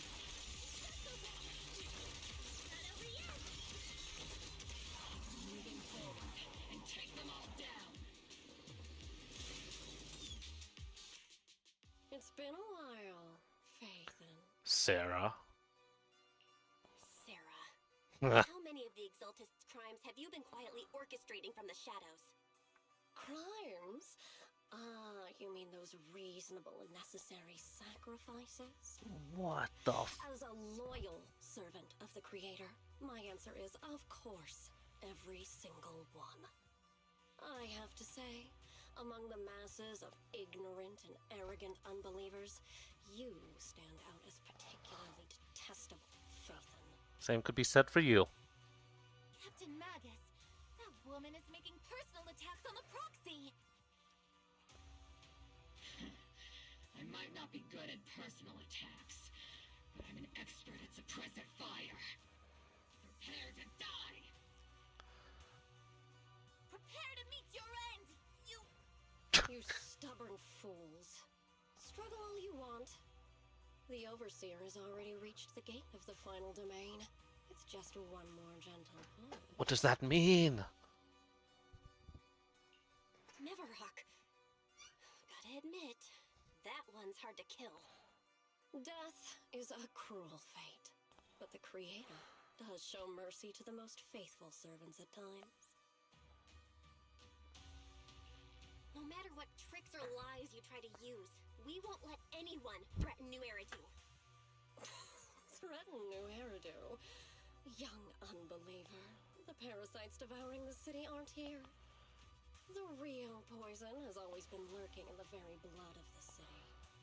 Which actually makes you and me allies, No, this is a cult.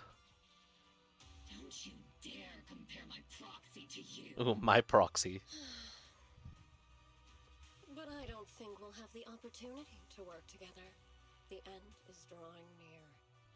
The Overseer's ritual must not be interrupted. Faithful servants, the Creator will remember your names.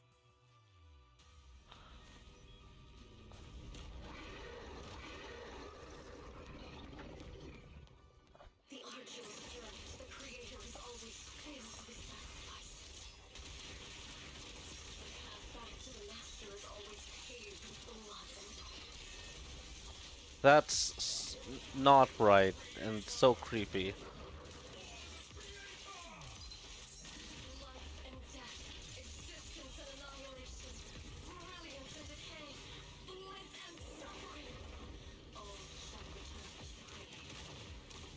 Oh. Oi.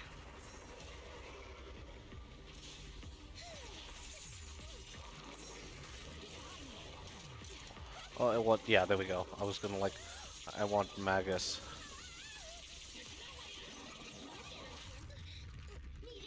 Oh.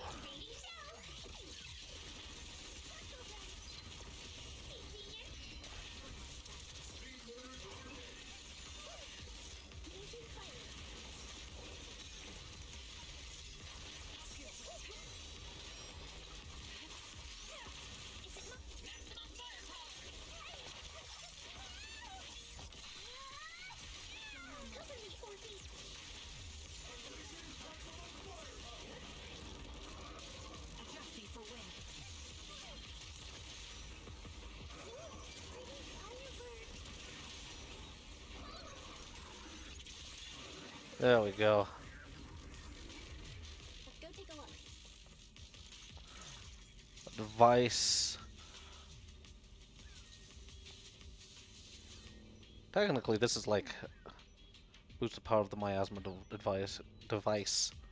Roar. Oh. Shout and thick miasma as any attempt to lead to corruption. We don't want that to Eos. Eos is too cute. Maybe the need. Oh, she's not here though. Yeah. Line up, no pushing.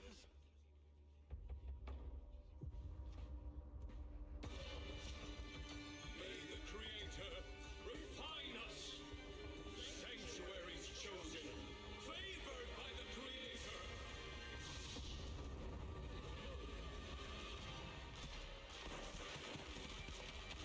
Hole.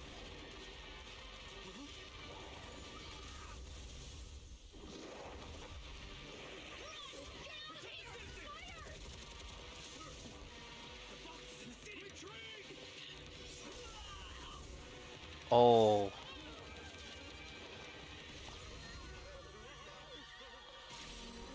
Yes.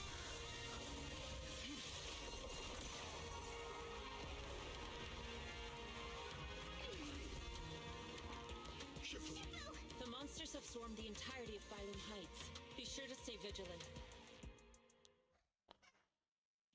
Bell, we have an emergency. Exalted priests and sacrifices are attacking Wi-Fi Peninsula. They're pouring out of the Obscura, and there's a lot of them. Oh God. Our attack on the base in the hollow led to chaos in the city outside. Are they using the attack as a cover to escape? The city is under attack? Do we keep pursuing or fall back to assist? Rather obvious and sloppy scheme. Our comrades from Obsidian Division are stationed in the city, along with the mystics of Yunque Summit. The city should be in good hands for the time being. Hiya and the other disciples are helping suppress the sacrifices in the main district. But there's a gap in the defenses on the mountain road above Phylum Heights. The mountain road? But according to the distribution map we received, there shouldn't be any Obscura in that area. Which is why we didn't deploy heavy defenses near the mountain road. Oh no! There are many residential areas near there. Got it. Calculating a route from the hollow back to Wi-Fi Peninsula for evacuation. Almost done. We're counting on you, Proxy. Oh. Wait. So, are we going to fight in Wi-Fi?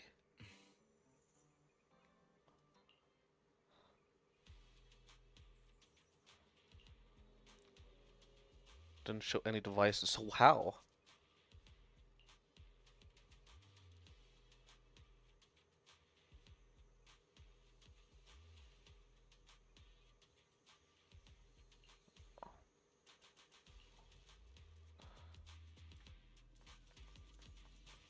Okay.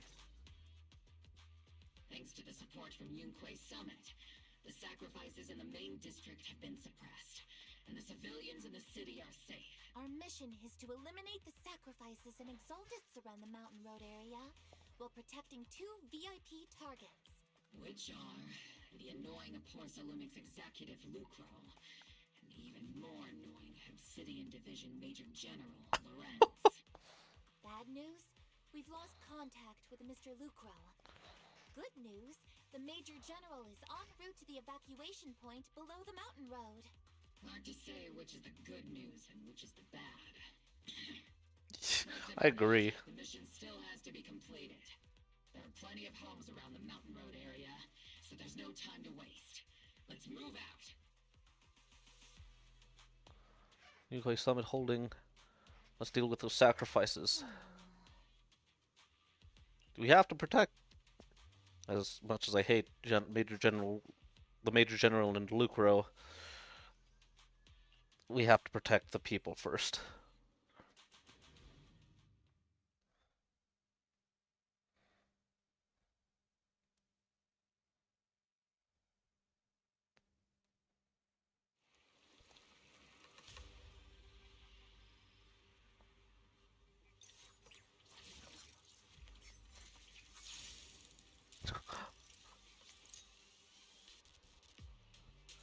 Magus is like a little snake raptor thing.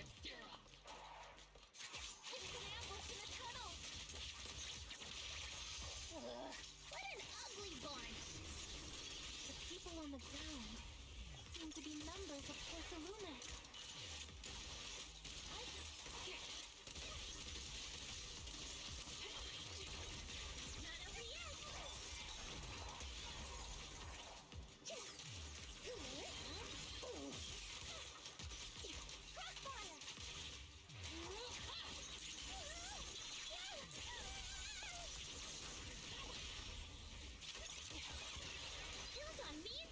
Oh. Those monsters. Ethereals. Calm down, ma'am. No. They weren't ethereals. We're from Obsidian Division. You're safe now. They're all dead. Remain calm. You're not in danger anymore. Those deadly ghosts got them. What's going This on? woman's experiencing shock. Her companions were likely killed in the recent attack. Judging by her outfit, she's from Porcelumix. And I remember seeing her at the banquet. Her companions were most likely Porcelumix executives. No, I really can't stand those people. They didn't deserve this.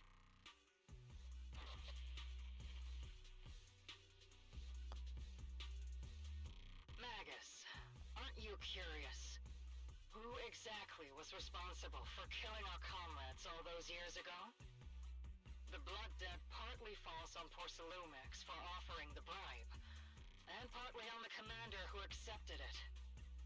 Well, Porcelumix's share of that debt was just paid in blood.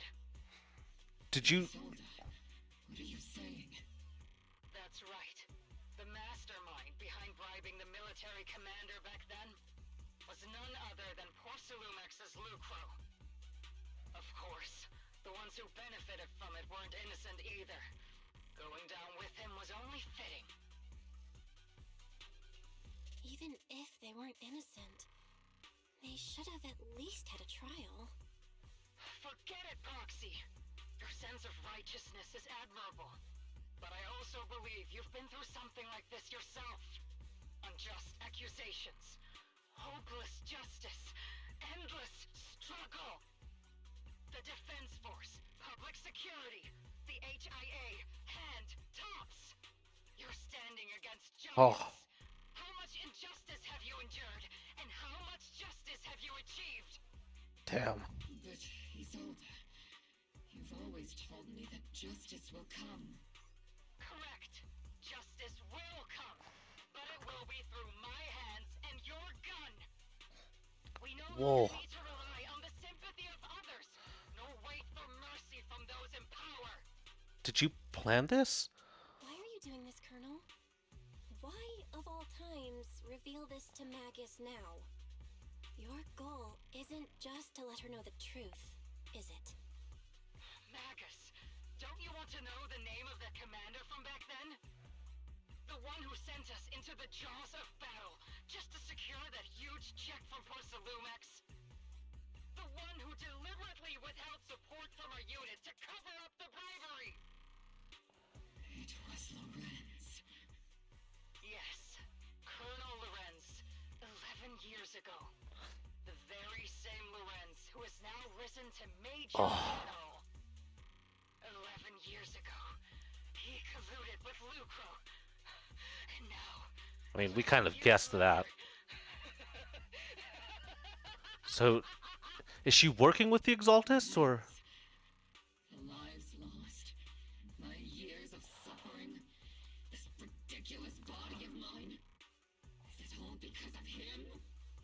Lucro is already dead, and Lorenz stands right before you at the end of this road. Oh. I've already made my choice. Now it's time to make yours, Magus. We're the only ones walking this road. Don't let me down. Oh my god.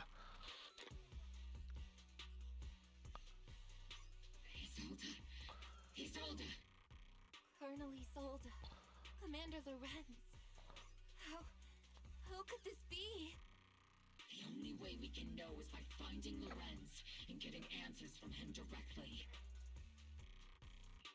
Magus, this is the moment when you need to keep your cool. Isolde hasn't given us any evidence to back up her accusations. Evidence? Don't tell me you want to start preaching about procedures and justice, Proxy. If there were any justice in this world, my teammates wouldn't have sacrificed themselves 11 years ago. Seriously, think about the timing. Why is she dropping all this drama now? She's trying to steer you somewhere. Yeah. She wants me to join in her revenge plan. Is there something wrong with that? Just think more about it. One thing. I'm the only one walking this road with her. Think. With all due respect, Captain, that was a real kick in the gut, you know? Damn. Remember when we first joined the squad? We signed up because we felt the same pain. We carried the same scars. Yeah, don't throw them away. We're here for justice. Maybe even a little glory. For the ones we lost. The ones we loved. And now you're saying that we're not your companions? That you're all she has? Seed would like to teach that meanie a lesson. But I can't shake the feeling that something really bad might follow. Yeah. If Seed Sr. were here, I think he'd be all gruffy and say, "Nope, not happening, Captain." And "Nope, not you either, Seed." Huh. Oh well. Thanks, Seed. I was never good at comforting speeches anyway.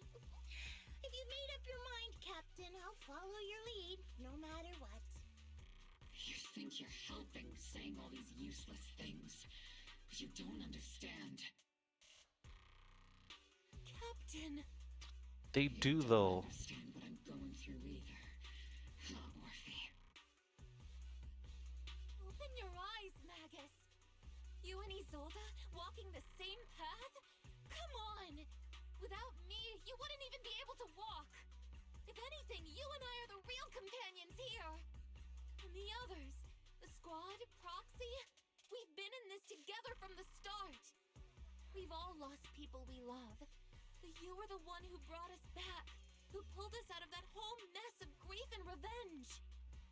Now you want us to just stand here and do nothing?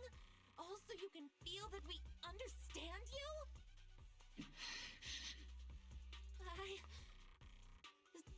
Sorry, Captain. No, that's I didn't good. mean to snap like that. You should. We're still on a mission here. Whatever personal stuff we're dealing with, it doesn't outweigh the lives of all those citizens depending on us. You with me, Captain Magus? I agree. Let's move out. We'll clear out the ethereals as we go.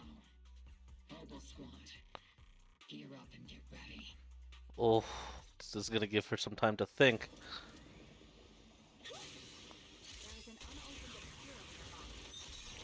What the? Wait. Monsters are crawling out of those devices.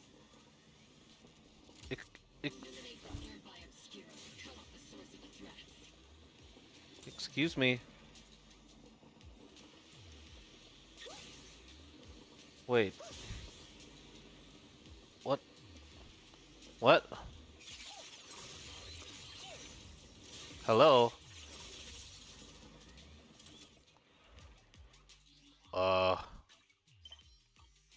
Okay.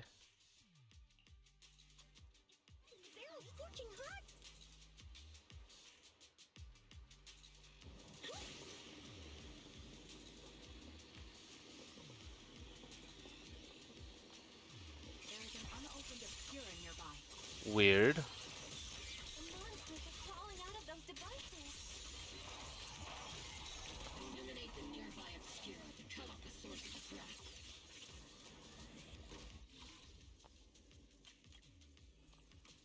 One. Two. Oh.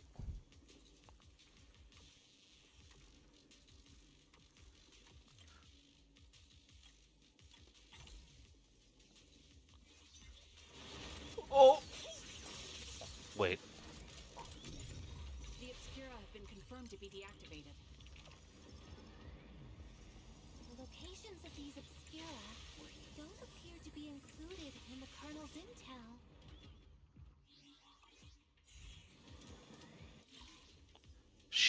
She definitely.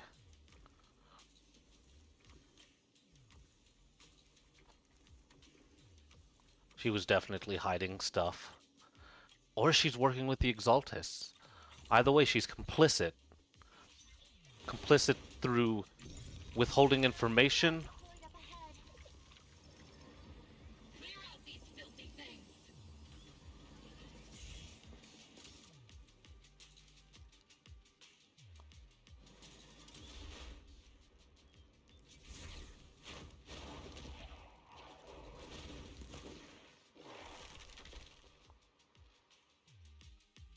Sacrifice is incoming. Stay alert. Monsters that can operate outside the hollow. Truly terrifying weapons. They enter the city. We won't let that happen. Major General Lorenz retreated in this direction. Lucro is dead. Oh?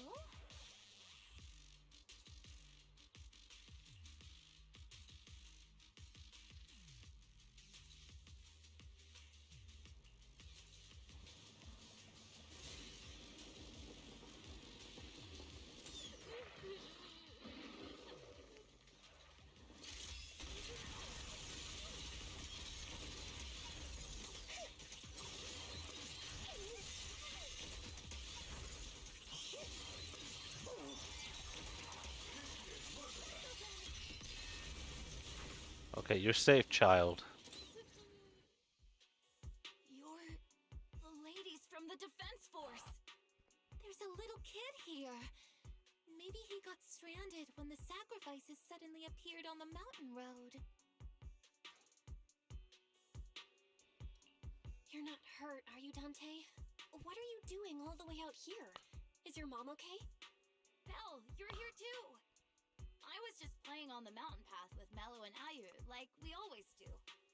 It was hide and seek, and I hid inside that empty grocery store by the road.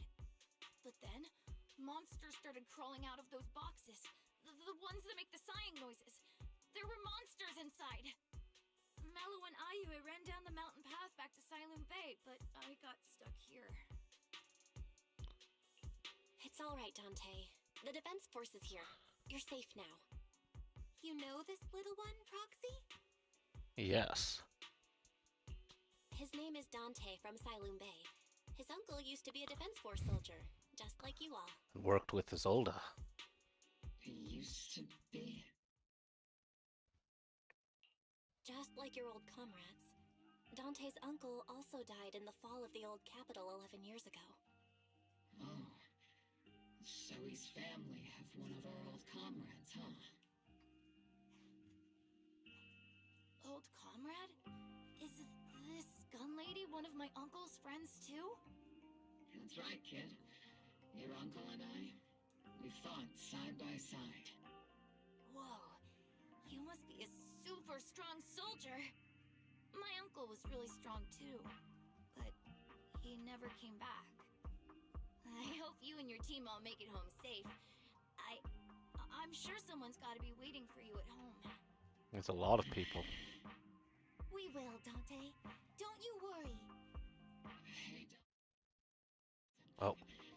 If you had the chance to get revenge for your uncle, would you take it? Get revenge? But didn't Uncle give his life to protect us? Like, if I found the bad guy who killed him, or the monster that hurt him, would you want me to kill them? Would that make you feel better? Feel better? I want those monsters gone too. But that won't bring my uncle back, right? I think Uncle became a soldier because he wanted to keep people safe, even if he had to face scary monsters. So instead of fighting to hurt people, I want to be the kind of soldier who protects everyone. I want to be strong and take care of Mom. You're a good person. You all go home safe. You shouldn't get hurt and make your moms or your kids cry. Yeah. Dante, you should go home now. Your mom is probably worried sick about you.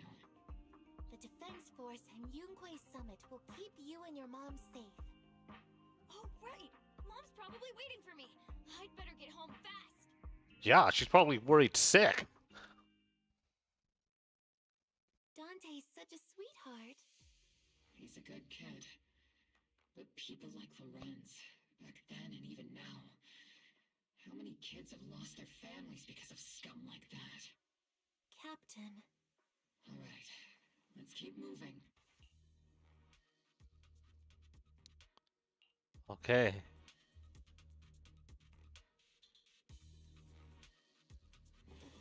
Captain Magus, what are your orders? Lorenz, I need to question him face to face and get to the bottom of this. Captain Magus, please don't do anything reckless. Magus, I know how much you want revenge. But remember, we're here with you.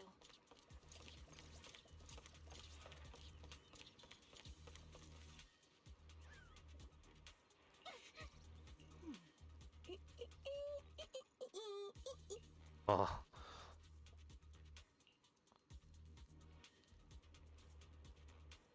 Yeah.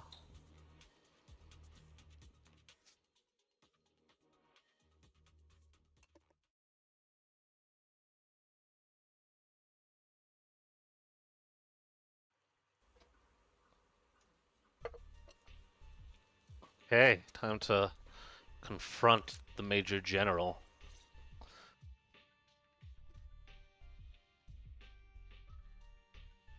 Who filled your head with such baseless claims and slander, Captain Magus? Please, General Lorenz. Well, I can still hold myself back. I just need you to answer me. Yes or no?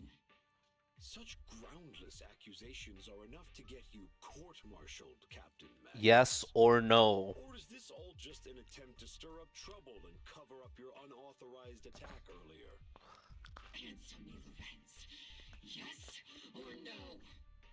11 years ago, countless squads under my command were lost when the old capital fell. You think it was only the frontline soldiers like you who had to shoulder the pressure? Do you know how many questions I faced because of your crushing defeat? Oh, fuck off. Incompetence? Do you know how much blame I have taken? How many concessions I have made to appease their greed? War, politics, and the survival of this city are not problems that can be solved merely by you all pulling your triggers on the front lines. I don't expect your brain, if there's anything left of it in there, to possibly comprehend such complicated matters. It's not that complicated. I want to remind you of one thing. You're not here alone. Isn't Obel Squad standing with you? That's an outright threat, General Lorenz. As the mayor's representative, I won't just stand here and let that slide. I must say, naive fools really seem to get along well together. If you're that set on burning everything to take me out and won't consider your own future, then perhaps you should think about theirs. Oh my god. Don't be so selfish, Captain Magus. Even if it was me, so what? I didn't get where I am today by being noble and playing by the rules. Yep. Oh. Captain Magus. Captain Magus, I understand how you feel. Even though it might sound kinda cruel, I think you made the right call holding yourself back. You made a fair point. I have my squad members and the proxy counting on me. Acting recklessly wasn't an option. But I and Isolde wouldn't just stand around while he makes things spiral out of control. There must be a reason why she has revealed all this now. Where could Colonel Isolde be? Accusations without evidence are just baseless slander against your superiors. We'll settle this later. After this operation, no one will be able to stop the defense force from staying here. You're right, sir. No one can stop you from staying now. Isolde. Why don't you come with me, Colonel? We can't leave our big hero behind. Hero? All the soldiers who never made it out? The ones you abandoned? Weren't they also your stepping stones? Your heroes? Oh!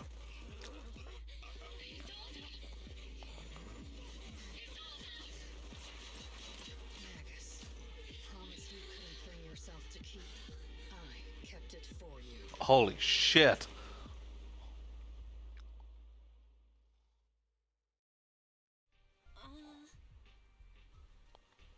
Oh, so is she...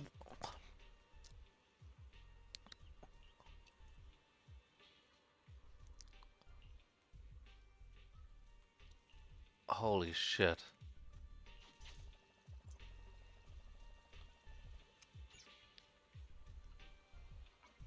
Okay. This is the perfect time to end the stream. Oh. Isolde, what are you... I hope that she's doing this on her own and that, if anything, she's just complicit in withholding information. But if she's actively working with the Exaltists, I hate that. I hate the, like, you fight to protect people. I think... okay. I'm excited to see where the story goes. But that's going to be it for me for today. I have the new schedule up. I'm excited for next week and everything that's going to go on. I probably won't be playing ZZZ again for a while, or if I do, it'll be on my private time. And then, yeah, we'll see. We'll see where the story goes. Thank you all so much for joining me, and have a wonderful rest of your day. I hope you can make good decisions.